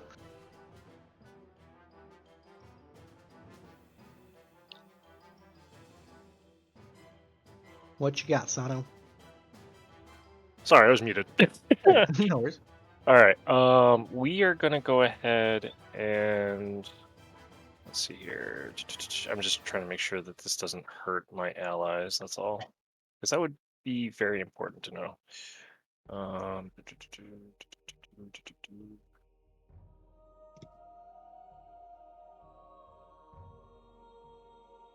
Yeah, it just affects me in particular. Okay, that's all I need to know. I'm gonna go ahead and we're gonna play the part of the sniper today, everybody. Okay. I am focusing on my inner Harper. Because it worked for him when he's in the air and I'm never in the air, so we're just gonna copy what works. And because of that, we're gonna go ahead and get into close proximity with everybody else. So we're gonna like group up with Sigourney and the rest of them. Kind of tucking in line right there. Yeah, just tucking in that zigzag line, so to speak. Okay. And then I should still be in range. Yep. And yep. Cool. We're gonna go ahead and throw out 3 Eldritch Blasts. Okay. Because we have 3 of them now, being above level 11. Mm-hmm. And we're gonna shoot the 3 at the one that Klang is on. Okay. Just because if that one gets knocked at least about and everything else like that, he can at least get back to us without issues. Gotcha. So, so 1, 2, and 3. All 3 are going to hit for a grand total of 17 points of force damage. Very nice. And I need to make sure because I'm not sure how my augment works for this. Which is going to be the Hadar's Grasp invocation that I have. Or did I take that off? I have to remember. It's been a bit. Recognizing Eldritch. No, I did take it off. Okay, so he does not move from his position. So we are set and good to go. So that's movement, action, and my bonus action. I'm gonna just sit upon thee and be supportive ammunition at this point in time. So I am artillery. Let's go. Okay, sounds good. That's going to bring us up to Callie. Alrighty. So I'm gonna move up 35 feet to. Why is my pointer not working? To like here-ish to get within 10 feet of that guy. I have my reach. So I am. I'm 15 feet. I gotta move up one more then. Okay. There you go. I'm not gonna rage, but I am gonna recklessly attack. Okay. 28. 28 will hit. Hell yeah. So that is 14 points there. Seems that the Alright. poison affects these guys just fine. Alright. Sounds good. Second attack, 21. 21 for 21. Alright, and then I am going to spend the rest of the Griffin's movement to kind of fall back to the group. Okay. As you do so, though, Lion Drake will get an opportunity attack. Yep. It is going to attempt to claw out at your Griffin. Okay. So that is a crit. Fucking Your okay. Griffin's going to take 14 points of slashing damage. Yikes. Alright.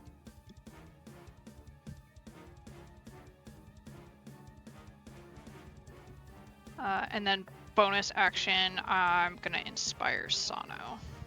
All right, Sano, you've got this little orange dot there for Callie. And that'll be it. Okay, that's going to bring us to the Lion Drake's turns. Okay, these guys have a movement speed of 60 feet, so we're going to go kind of around the horn here. This one is going to fly up 60, and it's just going to, let's see, it's going to fly up, and as it does so, it's going to affect everybody except Callie. Sano, Gordy, and Sigourney, as it flies up just full barrel towards you, it is going to use a blood-chilling roar. It lets out a terrifying roar audible up to 300 feet away. Any creature within 30 feet of it that can hear it must succeed on a wisdom saving throw for me. Okie dokie. You have advantage, Gordy, FYI, if this is Whoop. being frightened. All right. All three of you save. However, your Griffins also have to make the save. Let's see. Sigourney, your Griffin is frightened. Sano, your Griffin succeeds. Okay. And Gordy, your Griffin fails. Gordy, your Griffin fails by 5 or more. So it is not only frightened, but it is paralyzed as well. Oh. Your Griffin just starts to plummet and tuck into like a nosedive. I'm gonna use my held action to smack it as hard as I can on the back of the head, hoping to wake unstun it. Yeah. Um, I'm so sorry about this, but please wake up. alrighty, make an attack at advantage. Alright, I'm just gonna do an unarmed. I am declaring non-lethal damage. Okay. Alright. Yeah, just trying strictly to wake it up. Oh. 12 is going to be a hit for 9 points. Unfortunately, it doesn't seem to shake it out of its fear effect. Oh. Paralyzed. It's Right. fear and paralyzed, yeah. Does that not mean it's a crit because he's within 5 feet? Technically, it's a crit. I would say Gordy, especially being a monk, and I understand the intent, right? You're trying to like snap out of it, smack it in the face. Yeah. I would say you have enough control over your attack to not inflict a crit if you so choose. If that makes sense. Especially declaring it non-lethal. I understand the intent. I'm not going to penalize. Yeah. I mean, it's not like doing a crit will like guarantee it to get up. It's still Correct. paralyzed. Yeah. Yeah. Gordy's gonna start to go into a bit of a free fall. Okay. That is it for him. This one's going to move 60 feet, and it's going to get right up here next to Sano. It's going to make 1 bite and 2 claw attacks. The bite is going to be against you, Sano. Mhm. It's going to be an 11 to hit. That's a miss. The 2 claw attacks are going to be against your Griffin. So the first one's a 19, and the second one's a 25 for a grand total of 26 points of damage to your poor little Griffin there. This one up here, gonna fly in is going to make the same series of 3 attacks. We're going to do the bite at Callie at advantage.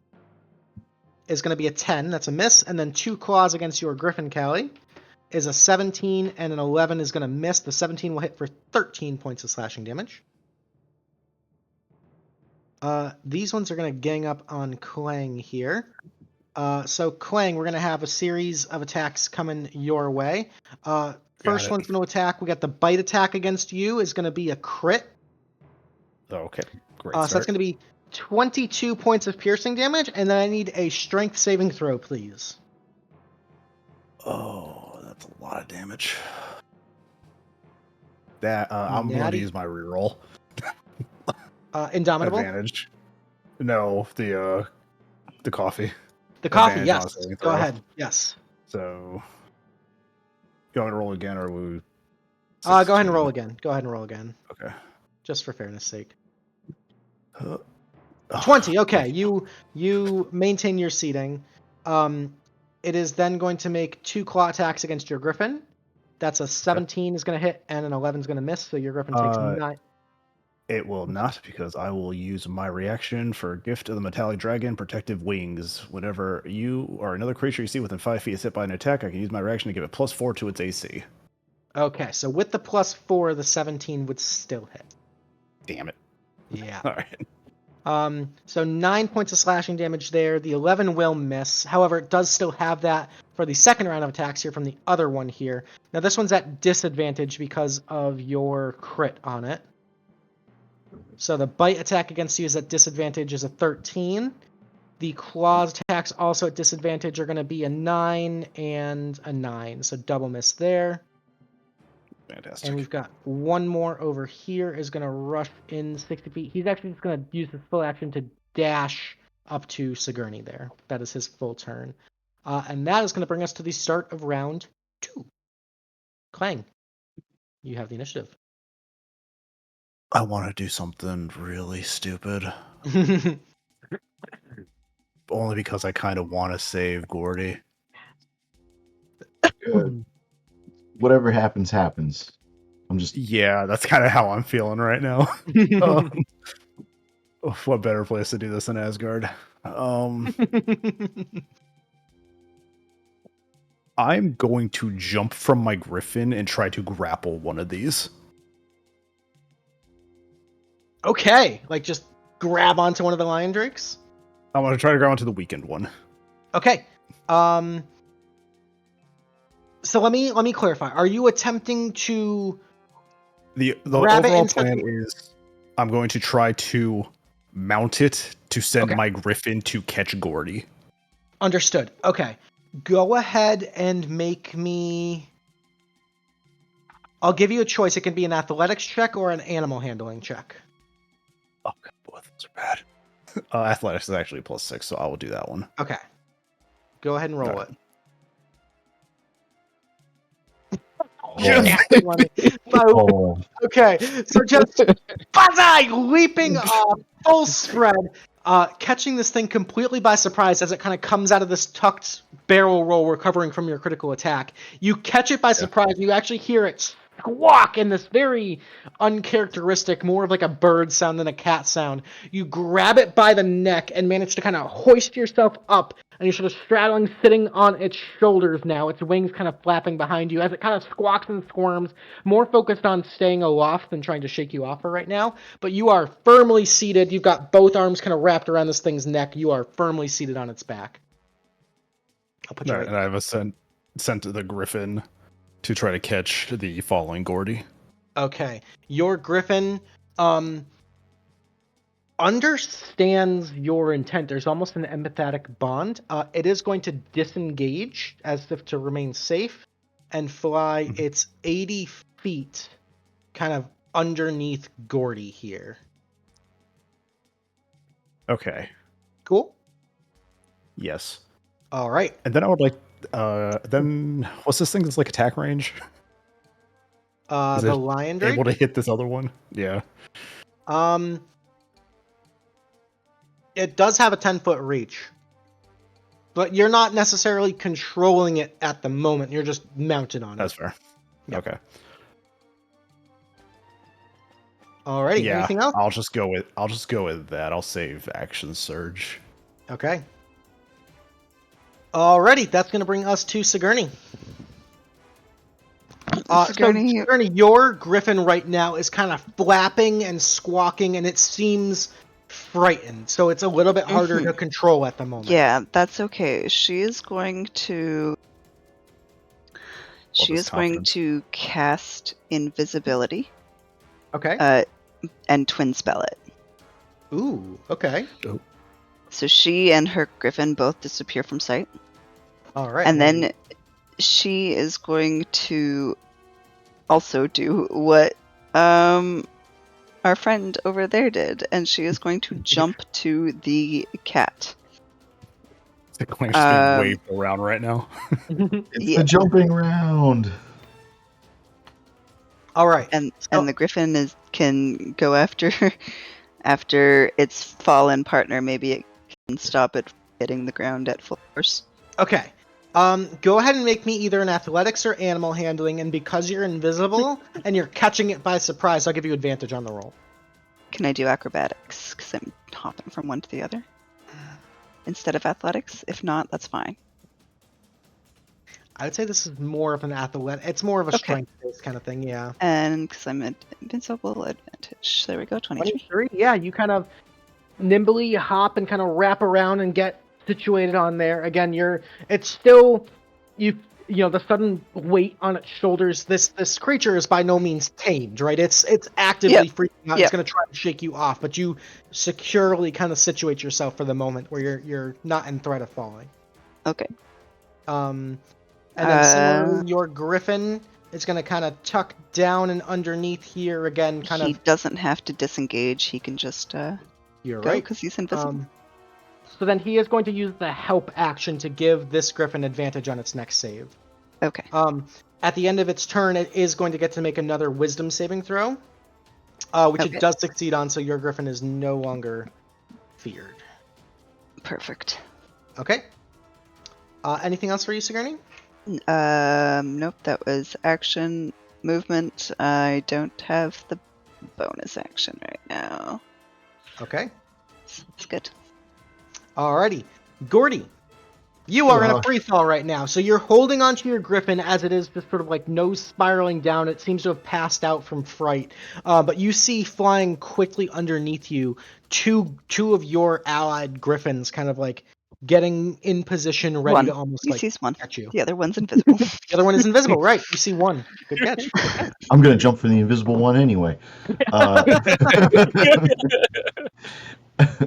Gordy's gonna, as he sees that, just try and motion and go, all right, not crazy at all, and he's gonna try to flip over onto his back, on the back of the griffin, so just kind of throw himself over, grabbing more of the feather, and then looking and trying to time it just right, he's going to kick off of the griffin and try and like Ralph Wiggum through the window towards the other one. Okay. Quick question. Do you have slow fall as a monk? I do, so... Okay, so I am going to make the DC for this significantly lower due to slow fall. But I'm still going to need either an animal handling or an athletics check from you. It's going to be athletics. Jeez. Okay. Easy peasy, yeah. You kind of kick off and glide almost ninja style, landing safely on the back of this griffin who was there ready to catch you.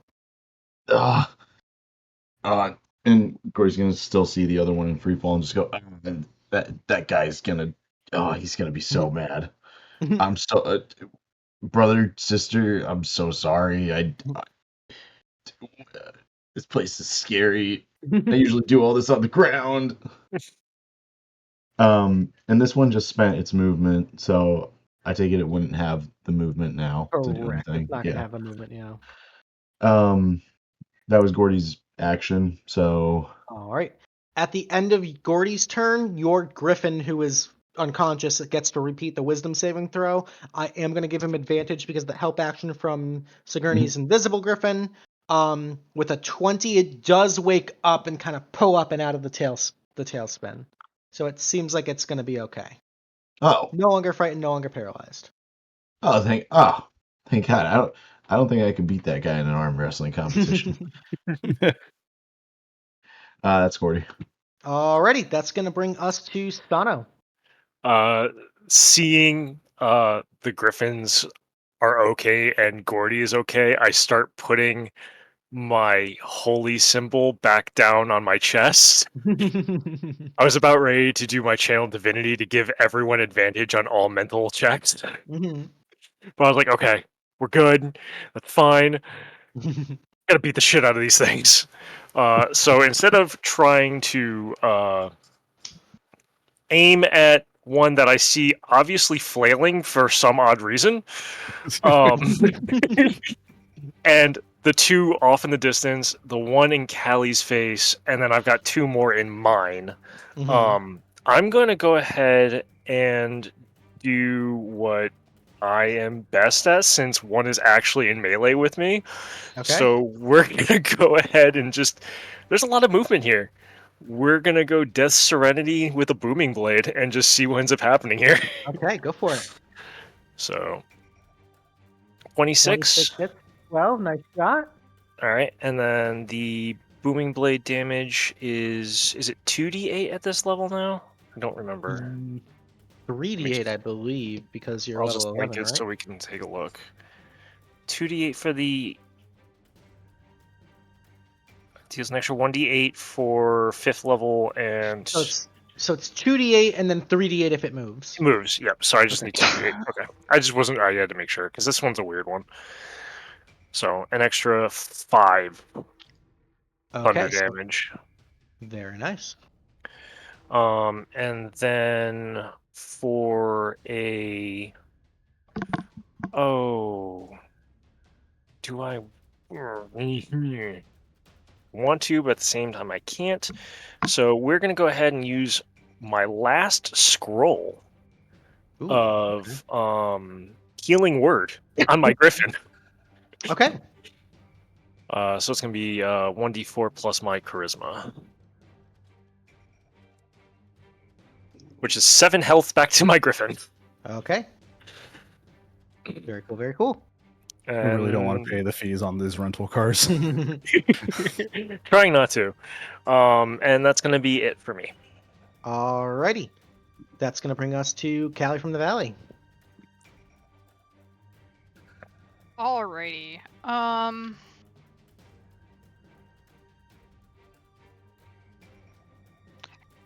My Griffin's taken a chunk of damage. How is she looking right now? Yours is probably the most wounded out of all of them right now. It seems like this Lion Drake kind of got a few good digs into it. It is not bloodied yet. Okay, it is not bloodied yet. Yes. All I need to know there. All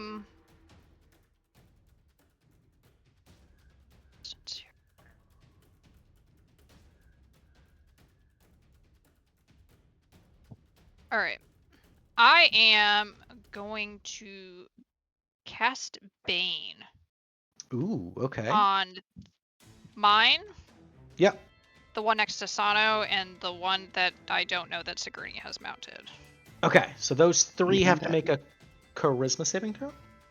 I believe so. Charisma, yes. Okay. Yep. DC 17. Fairly charismatic creatures. Okay, so the one on you fails. He is baned. What's a good symbol for Bane? I guess I go with the eyeball. The one under Sigourney fails, is baned. And then the one near Sano is baned, so they are all baned. Alright. That worked. And bonus action.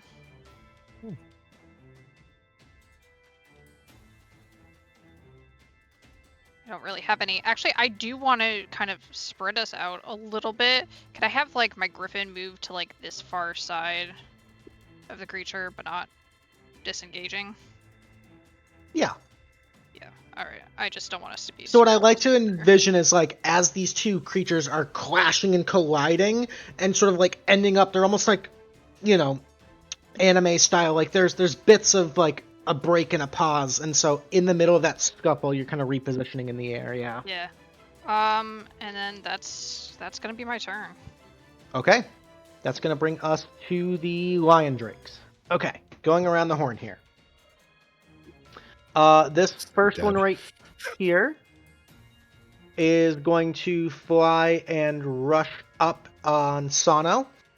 So it's going to make its bite attack at you, Sano. Yep. Which is a 21 to hit. Miss. Okay, and then it's going to make its 2 claw attacks at your griffin. Yep. 19 and a 9, so the 19 will hit for 10 points on your griffin. Okay. This one right here is baned, but it's going to make the same series of attacks. So the the bite against you yourself is a crit. So that is going to be 17 points of piercing on you, and I need a strength saving throw.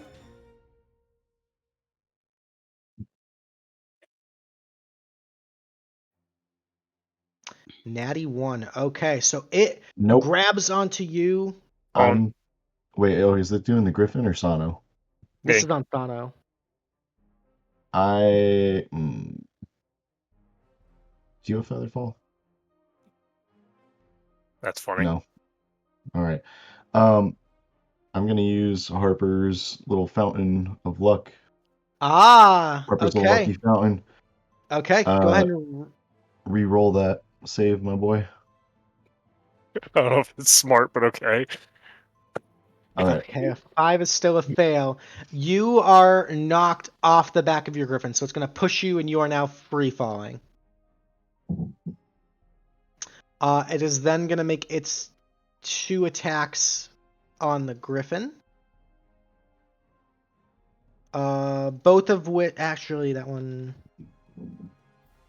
Okay, so one of them is going to hit. Your griffin's going to take 12 points of slashing there. Yeah. Okay. That's it for those 2. Just moving up. So this one is baned, and it's got Sigourney invisible on its back. So it's freaking out. It's going to kind of like tuck and try to do a barrel roll, and it's going to try to shake you off, Sigourney. So I need you to make me either an athletics or acrobatics. Sorry, I guess this would be... either an athletics or an animal handling check. I think those are the 2. Yeah. Okay, so I have advantage for being invisible. In this particular case, I don't think being invisible is going to help you because it's just full-on flailing.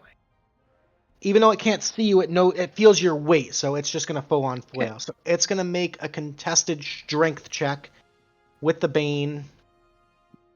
The Bane was enough. You almost get shaken off. You're like riding like a mechanical bull in the middle of the sky. You can feel all the fur and the fangs and the claws all around you, but you managed to barely hold on. Just barely. Okay. All right, that's that one. This one on Callie is going to go for the Wombo combo here. It's going to go for the bite attack against you. Callie is a crit. These things are critting like crazy. So that is 20 points of piercing damage, and I need a strength saving throw. You are just fine. It's going to make its 2 claw attacks on your griffin. Let me... All right, both of them are going to hit. That's going to be 27 points on your griffin. Your griffin's looking very rough. We can like swap our nat 1s for their nat 20s. That'd be great. Yeah, right? Like... I'm not even fudging the rolls, and it's like, oof. All right, so this one takes a good chunk out of your griffin. Your griffin is definitely bloodied. That's kind of like focusing. You can see it like wincing through the pain, struggling to stay aloft. This one over here is a little bit confused because Klang is on its back. This one's just going to bail and go after Callie. So we've got the same series of attacks. The bite attack on Callie is a 19. Let's go ahead. So that's going to be 15 points of piercing. I need another strength saving throw. You're good. And then 2 claw attacks on your griffin. Both are going to hit. Your griffin, unfortunately, succumbs to the damage. As it just claws and rends, you can see it rips out, and your griffin starts to go into a tailspin and fall. You are now in free fall.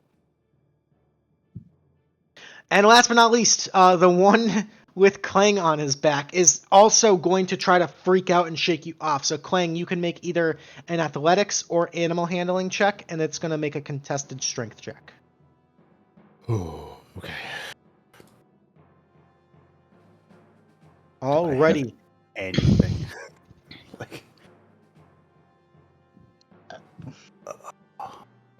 No, that's a saving throw. Damn it. All right. The 11 is a failure.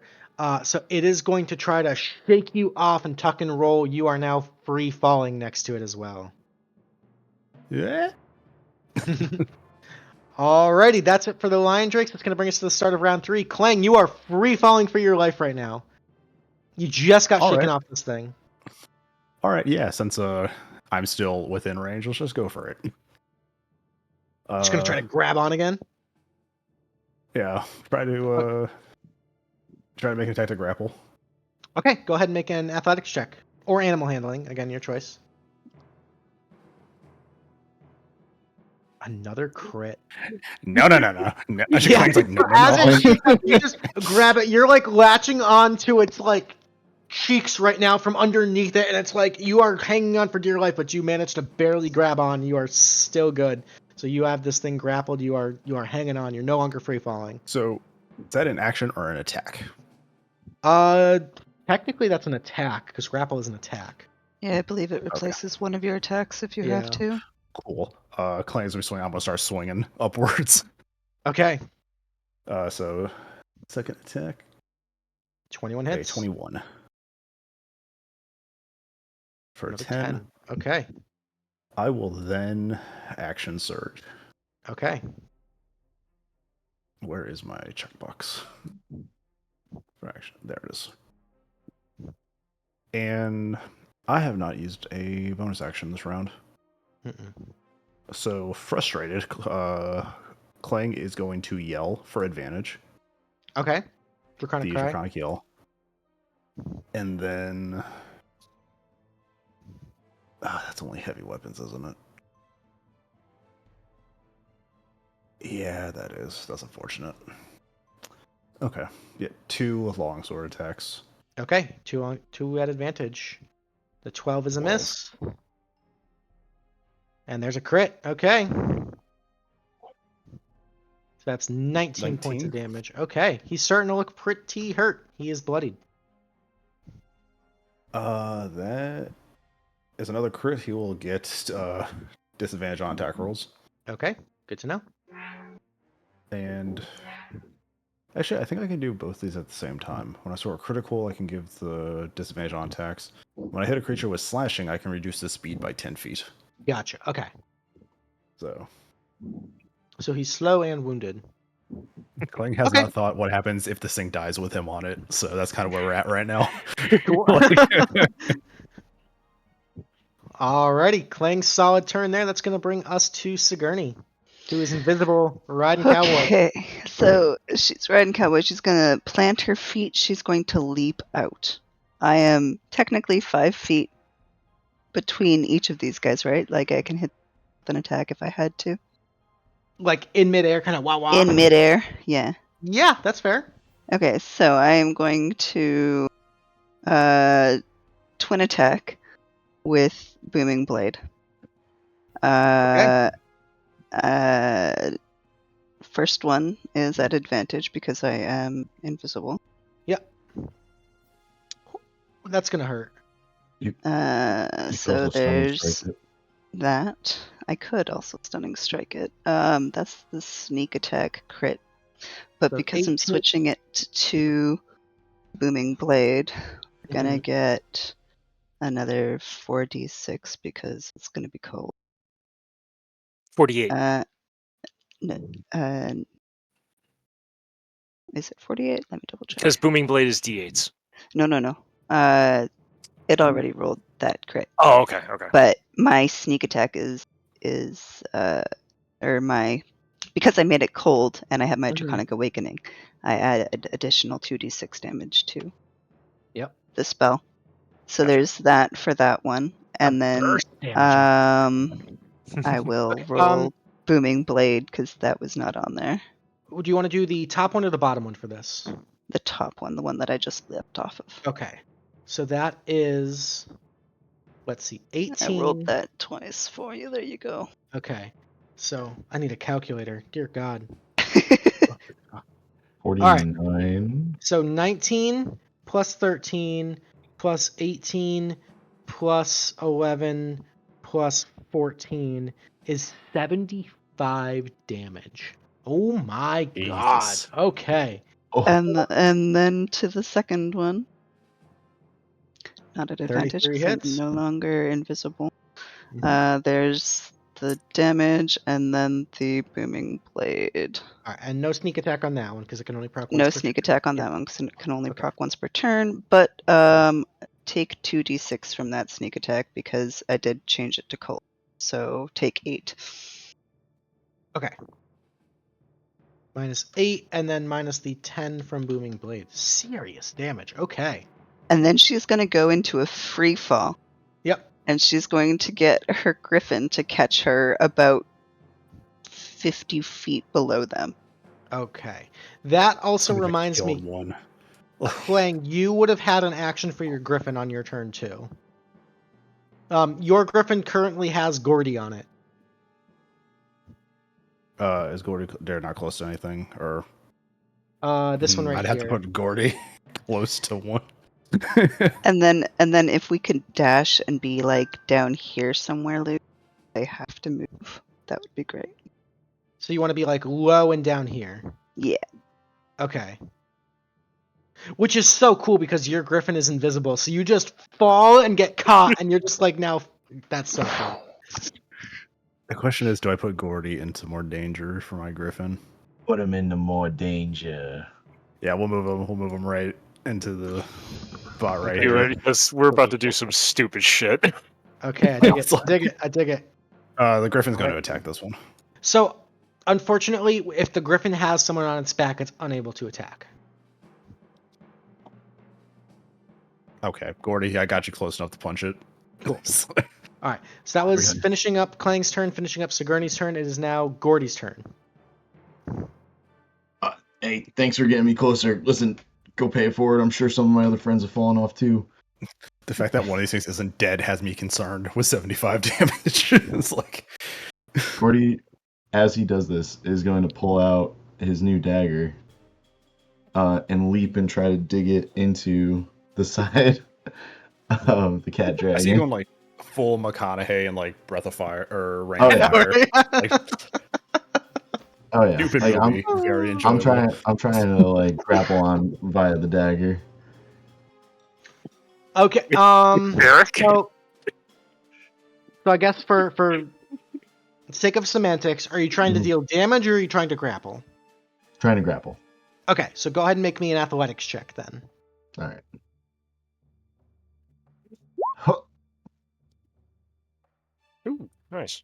I like them numbers. Yeah, so you kind of use the dagger and hook onto its neck and manage to pull yourself up there. So that we said doing one of these is an attack action. It is one of your attacks. So if you have multiple attacks, you can continue to do attacks. I do. Gordy is going to, like, as he grabs on, like, take the dagger out again and just drive it, like, in once more Okay. as, like, an attack. Okay.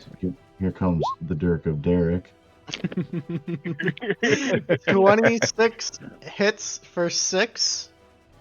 And the Dirk of Derek. It's when I land an attack on a creature. Derek has been cursed into a Groundhog Day-like scenario where he has no... So, Derek spawns and is immediately in free fall. And just like, what the fall? What the? Who was that guy? That reminds me of this spell that this joke spell my friend shared. It was called a Scene Unservant. And it was just you summon a random human, they have no obligation to serve you. Yep. It's like, Oh my god. Okay. Gordy has a bonus action, like stab in, turn, see a dude just falling over, going, "Oh my god!" And just kind of like try to punch the cat dragon in the jugular. Go for it. Ay. 20 hits for 12. Alrighty. It would be funny. I'm gonna do it because it would be funny. I'm turning that into a stunning strike. Alright, he's going to make a Constitution saving throw. I believe a 12 will fail, so he is stunned. He's in free fall. And you are now both in free fall. This is fine. Alright. You do still have an action for your griffin, so this is your griffin. It does not have anybody on its back, so you can kind of give it a mental command. Sano and Callie are both in free fall. I'm okay. Yes. All right, I'm gonna have it go after Callie, seeing like kind of the bloodbath of the griffin, like kind of telling it doesn't seem paralyzed. It seems more like it got its shit rocked. Okay. Alright, so that's what's going to swoop under and get Callie. That's going to be it for Gordy's turn. Sano, you are in free fall. Bonus action, Misty Step, back onto my griffin. I love it. Okay. Just because I'm not dealing with that. I like to think that I passed Sano, and in that moment, he just kind of is like, literally, I'm literally like the anime pose of me, just head down straight to the ground, and I just salute him and disappear. I love it. This whole fight has had me thinking of Ralph Wiggum getting thrown through the window. Let's see here. With everything going on and everything else like that, it's not looking great for anyone and everyone involved. But sadly, I have to stick to my guns and keep doing what I do best. So with that being said, we're gonna go ahead and do a booming blade strike against the one that I'm closest to, and then go with the Death Serenity strike afterwards, since we have the Thirsting Blood Eldritch invocation. Cool. So first off, Death Serenity with the booming blade.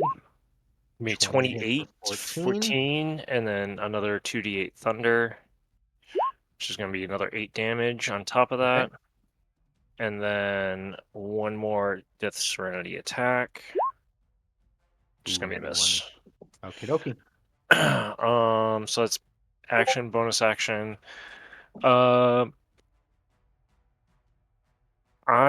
Movement wise, I don't think I'm going to be doing anything, and at this point in time, I'm hoping to God my Griffin is just trusting me at this point in time and just going to keep up with me, and I'll be ready for a heal spell if necessary.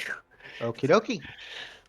That's going to move on to Callie's turn. Just a reminder, viewer's choice is live, folks. Get those votes in. Alrighty. We are going to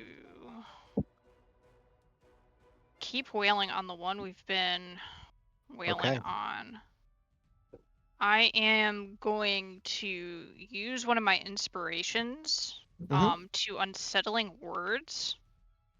That cat creature, cat drake. Okay. So it'll have to D6 from its next saving throw. On top of being baned. On top of being baned. I am then going to activate poison on my pike and stab it. Okay. Recklessly. I'd love to see it. 18 will hit for 18 damage. And then it's going to make the Constitution save, which it gets minus a d4, and then minus 1d6. So minus 5. What is your DC? 14? It fails. So that's going to be an additional 26 points of damage. That was a big hit. It is looking rough. Does it fail by more than 5? It does not fail by more than 5. All right. Second attack, I'm not going to poison it this time. Okay. But let's see. Another 17 points. Alrighty. He's still up. Fuck. All right, Jesus that's Christ. it. Alrighty. That's going to bring us to the Lion Drake's turn. We're going to go around the horn here. This one's going to do its series of attacks on Sano. Yep. We got the bite attack is a 24. That'll hit. But shield with Okay, the wand of Alexei. Popping the free shield. Okay. It's then going to make 2 claw attacks, and it's going to target your griffin. First one is a miss. Second one is a 20 for 9. Your griffin's hanging in there. All right. Second one here has... Oh, this one's stunned, so it does not get a turn. As it's falling, it's going to take the additional booming blade damage. 3d8. Which one? This one? This The one right I here hit. is stunned, yeah. Nice. Yeah. So go ahead and give me the 15. 3d8. 15, okay. He is stunned, does not get any action. This one right here is Baned, is going to go... They're not super smart, so they're going to go after... Yeah, they're going to go after Sano here, because you're the closest target. So the It Fair bite... moves and it takes an additional 3d8. damage because of... No. It'd be... It was yeah. rolled back there. It Oh, was on right. my crit. Where is it? Where did I roll that? I rolled the... 16 plus 6, so 22, right? Mm-hmm. Yeah. Okay, so 22 points. Ouch. Not looking super hot. Still going to make its attacks. The bite is going to be... Needs to be a 27 or higher. 25 misses. And then the 2 claws at your griffin. He is Bane, so the first one misses. The second one also misses because of the Bane. Okay. Nice. We've got 2 on Callie. So first one is going to attack out at you. Bite attack at advantage, Callie, is going to be double natty 1s. So that's a miss. The first claw is going to be at your griffin. It is a 20 and a 15. Both of those are going to hit for 28 on the griffin you're riding right now. Second round of attacks, the bite against you at advantage is going to be an 18 on Callie. Is that with Bane? This one right here is not baned. Oh, okay. Yeah. Yeah. All right. Yeah. Yep. So That's fine. 18 will hit for 11, and then I need a strength saving throw. You're good. Constitution saving throw. I appreciate that. And then the 2 claw attacks on your griffin are going to be a miss and a 21 for 15 on your griffin. So your griffin is also very wounded, very bloodied. The one with Klang is just rocking and rolling. I have no idea what my exit plan for this is, by the way. Like, It's going to attempt to manhandle and shake you off once again. So I need either an athletics check or animal handling check. Your choice. It rolled a natural 1, so it is wounded, it is hurt, it is flailing, it is panicking. You actually take that opportunity to strengthen your grip on it, and so you're now like got your arms and legs wrapped around it. You're sitting pretty. You're good to go. Subdue it, Clang! Get another cat! like how this whole fight's been like people handling multiple ones with like a ton of damage, and I have been working on this one since the fight began. I don't think this fighter's optimized. You're mine, It's like- motherfucker. Start of round 4. Klang, you have the initiative. All right. How badly does this thing look hurt? It is bloodied. You know that. Okay. All the griffins are kind of preoccupied with the exception of Gordy's, so which is mine, I think. That one is yours, yeah. Okay, yeah, we're just gonna go for it. I'm gonna stab this one again. Okay. Let's go. Another crit. Whoa. 18. If Klang dies, this is a way to go out, honestly. It's like He's still up. Was the 7? The 11 was a miss. Or sorry, that was the athletics check. Yeah. So the first attack's a crit for 18. He's looking very hurt. 27. One off. Wait a minute, is know, that a... That's a... Do you have the 19 crit on the range? dice? That's what I'm double checking.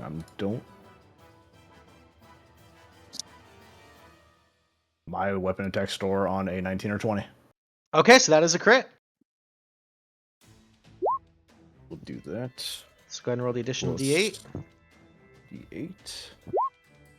So another 20 damage. Your lion drake goes down. You slash into this thing twice, wounding it critically, and it just kind of falls. Its strength fails. It's now nosediving. You're still riding on the back of this thing, but it is dead.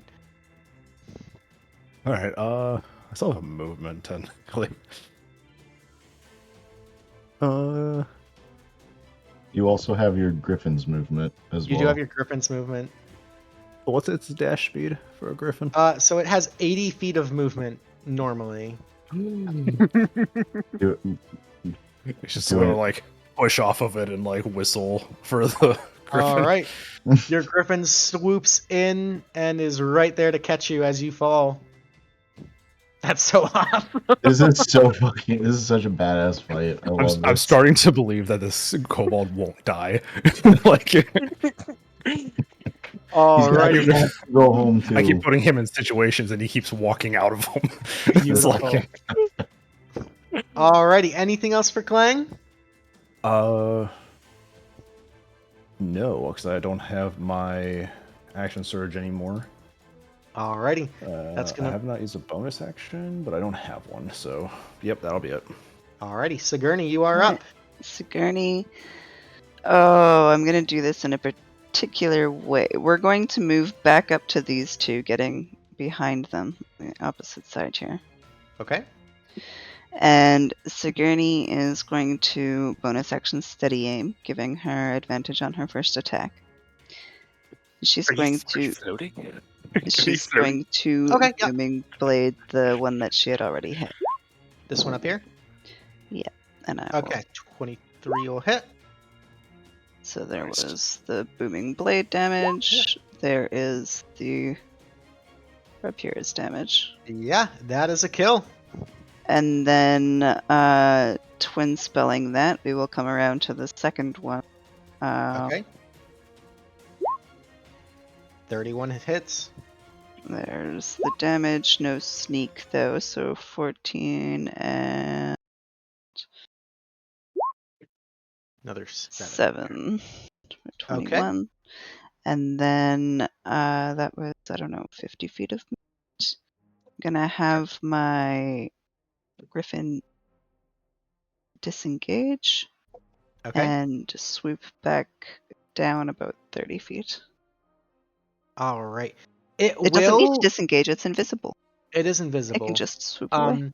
This thing We can want to go still towards see Callie. towards Callie. Sorry. Yeah, it can Um, still see me, that's fine.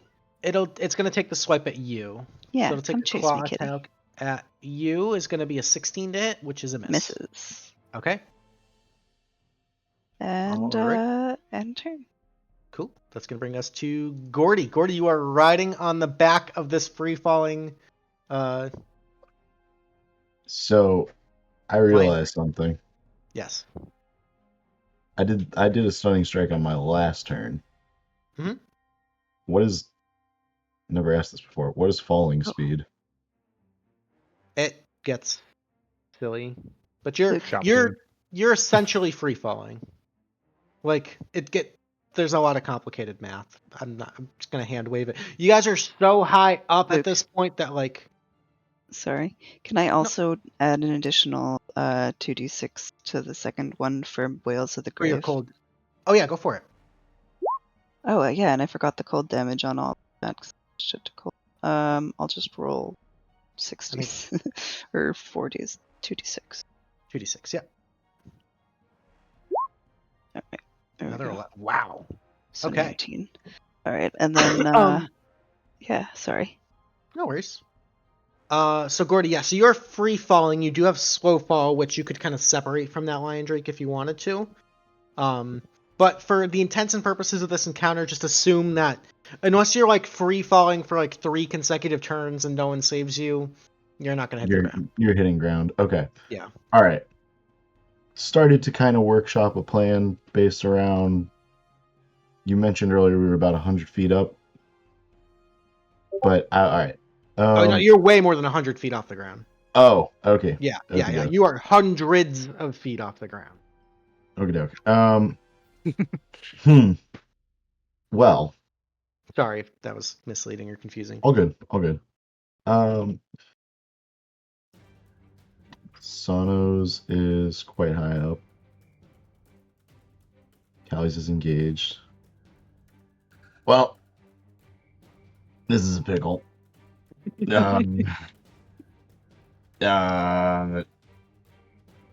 Gordy's still holding in. Is gonna grab out his quarterstaff and just start like whacking the cat drake on the back of the head.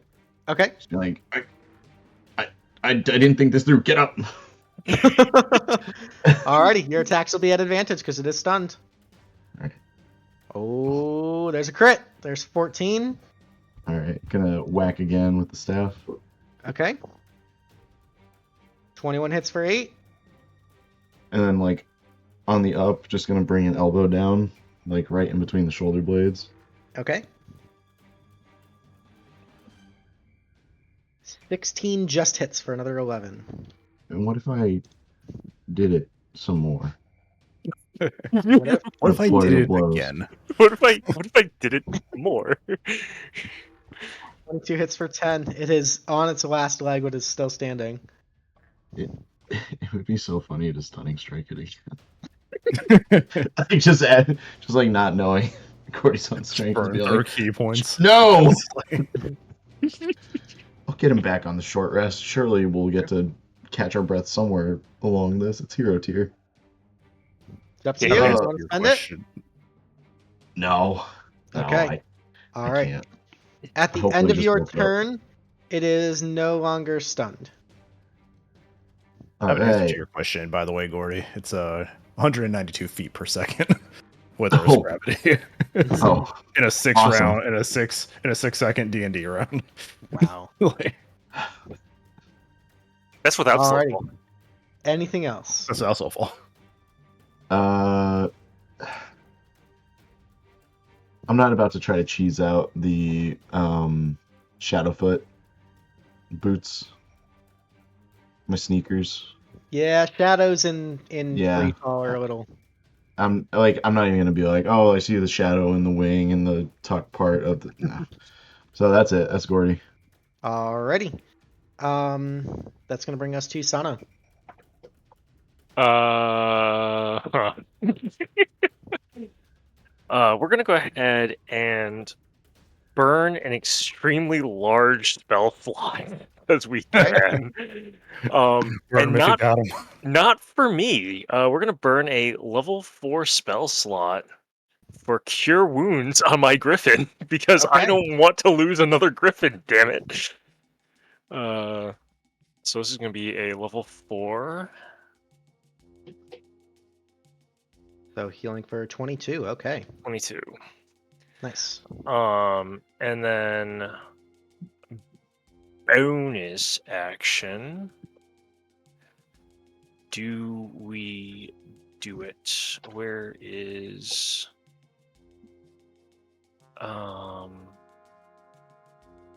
where's the shield that I want? No. Where? Oh, you know what? I'm looking at the wrong thing. Never mind. Okay. Yeah. I think that's going to be. Oh, that would be hilarious. I hope we have one more round of friggin' things. Okay, yeah, no, that's the end of my turn. Okay. That'll bring us to Callie. Alright, I'm gonna keep going after the one that's been baned recklessly. 22 hits for 11. He's still up. Still up, just barely. 18. 18 is the kill. There you go. Alright. Here, I'm gonna make a death and pile over here. then- Let's clean this up a little bit. Bonus action on the Griffin for 9. Okay, your Bunch of Griffin gets healed for 9. heals. That's my turn. Sounds good. Alrighty. Back to the Lion Drakes. Around the horn, we've got this one's locked into combat with Sano, so we got a bite attack. Is 12, that's a miss. Mhm. 2 claws on your Griffin, or a 10 and a 12, both of which you're gonna miss. The one with Gordy on its back is going to try to death roll and shake you off. So, Gordy, I need an animal handling or athletics check. Athletics coming in. Oh no. All right. You barely hang on. You actually tied with it, so your tie maintains the status quo. So you're still riding on the back of this thing, but just barely. This one's going to go for the attacks on Callie. So bite attack at advantage is a 26 for 20 points. And then Callie, I need a strength saving throw, which you're good. And you're good on Bane. It's going to make 2 attacks on your Griffin. 21 will hit for 10, and the 11 is a miss. So, good thing you healed it, because it's barely up. And that is it for the Lion Drakes. There's only 3 remaining. So that'll bring us to start of round 5 is Klang. Just getting caught by your Griffin in the nick of time. Who is looking significantly worse as a duo? Sigourney and Callie, or Gordy and Sano? I have taken no damage so far. I'm just gonna put that out there. I have taken a lot of damage. Yeah, Cal's getting beat up. Klang's gonna rush over to this one. Mm. And then 2 longsword attacks. Okay. Sorry. Before that, bonus action, as he gets right within range, he's gonna scream Okay. for advantage. Hell There's yeah! Let's Fuck go. yeah. And then 19. Okay. So that's So a crit. that's 21 And a 14. plus 14 more. Big chunk of damage. Okay. I have also crit, so this one gets a disadvantage on attacks. Gotcha. Alrighty. Solid. Also, that one gets advantage when attacked. So Everyone's going to have advantage on it because... yeah. Okay. Alrighty. Then that's going to bring us to Sigourney. All right. Gordy is going to. Gordy's no longer in free fall, but he is in danger of being kicked off. So I'm going to have my Griffin swoop up, and I'm going to attack this one in between Callie and Klang. Okay. With just a booming blade, of course. You do have advantage. Oh shit, let me roll another d20 and see if I... Fish for the crit. No. Yeah. Okay, so 32 will hit. For 21 there, and... Oh, no. Sorry, that's 11 Thunder. Yep. And 32. So 32 plus So 11, 43. 43, yeah. All right. And switching it to... Still gotta add the 2d6 from that. Another 7 on top of There's that. 7 on top Okay. of that. And then Griffin's still invisible, so it doesn't have to disengage. It's going to swoop back, and we're going to go below Gordy. If he starts into free fall, catch him. Okay. It is going to get 1 opportunity to attack against you. That's perfectly fine. With disadvantage. With disadvantage is double natural 1s. So Hell that's a yeah. miss. Alrighty. That'll bring us to Gordy. Gordy is gonna try and finish out this job. Okay. Well,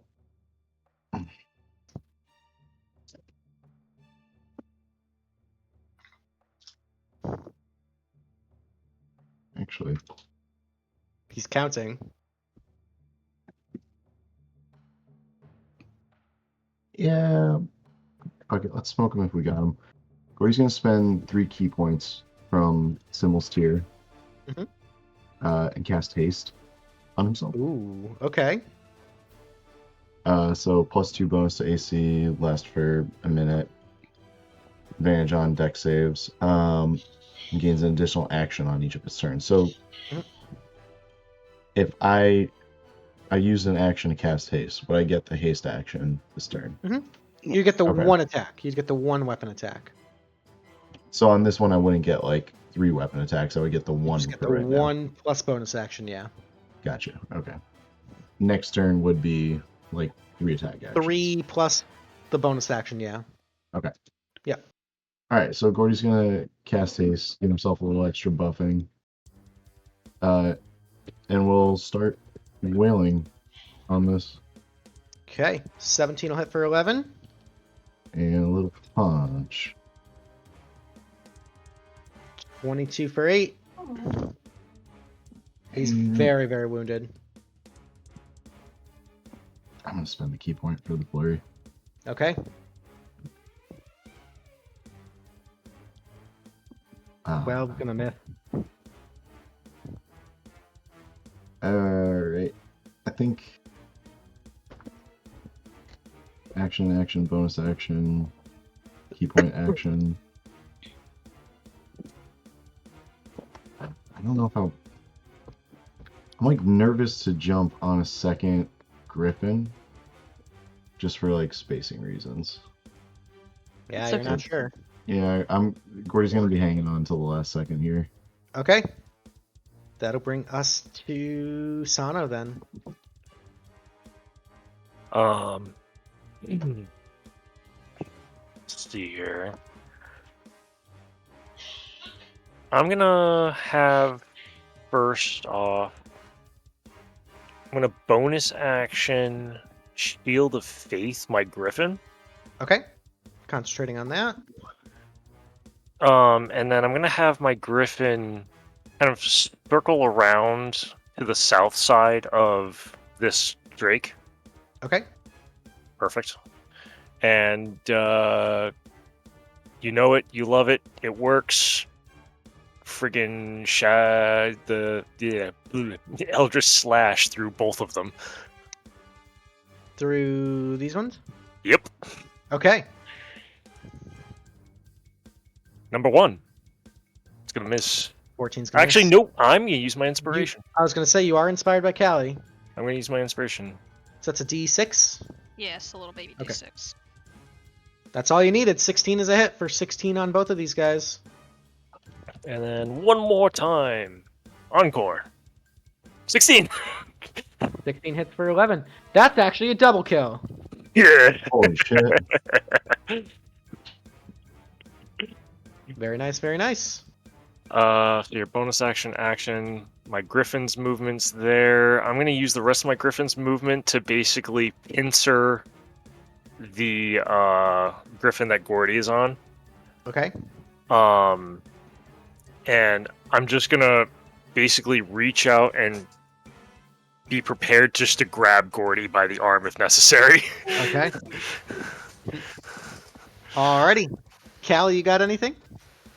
I have no idea whose Griffin I'm on, but can I command it to go to the other one? Sure. Alright. Can I have my griffin back, please? It's Gordy's Griffin, yeah. No, I've kind of planned a place for Gordy. And then, this one's looking rough? Very, very, very, very. Yeah. Alright, we're just gonna do reckless. 19. Yeah, you finish it off. And Gordy is free falling. Gordy, Gordy grab! is caught by Sano and Sigourney. Alright. He's like holding on to his staff as Sano and Sigourney are holding on to the other ends of it, and he's just kind of like swinging around like, guys. Alrighty. With that, combat has cleared up. So, you guys managed to restabilize and get Gordy situated on the back of one of these griffins, and you will continue your flight and your ascent towards that shining city of gold at the top of this strange tree on the plain of Asgard. That's where we're going to call it for tonight, folks. Do me a favor. Take a screenshot if you have to, make a copy, whatever you have to do to keep track of your current health, spell slots, all that good stuff, all your resources. Because next time we're going to pick up exactly where we left off here. We'll continue the adventures on Asgard to find the next council member. That was one hell of an encounter. That was so much fun. That was awesome. That was fun. that was pretty Kobold fucking won't badass. die.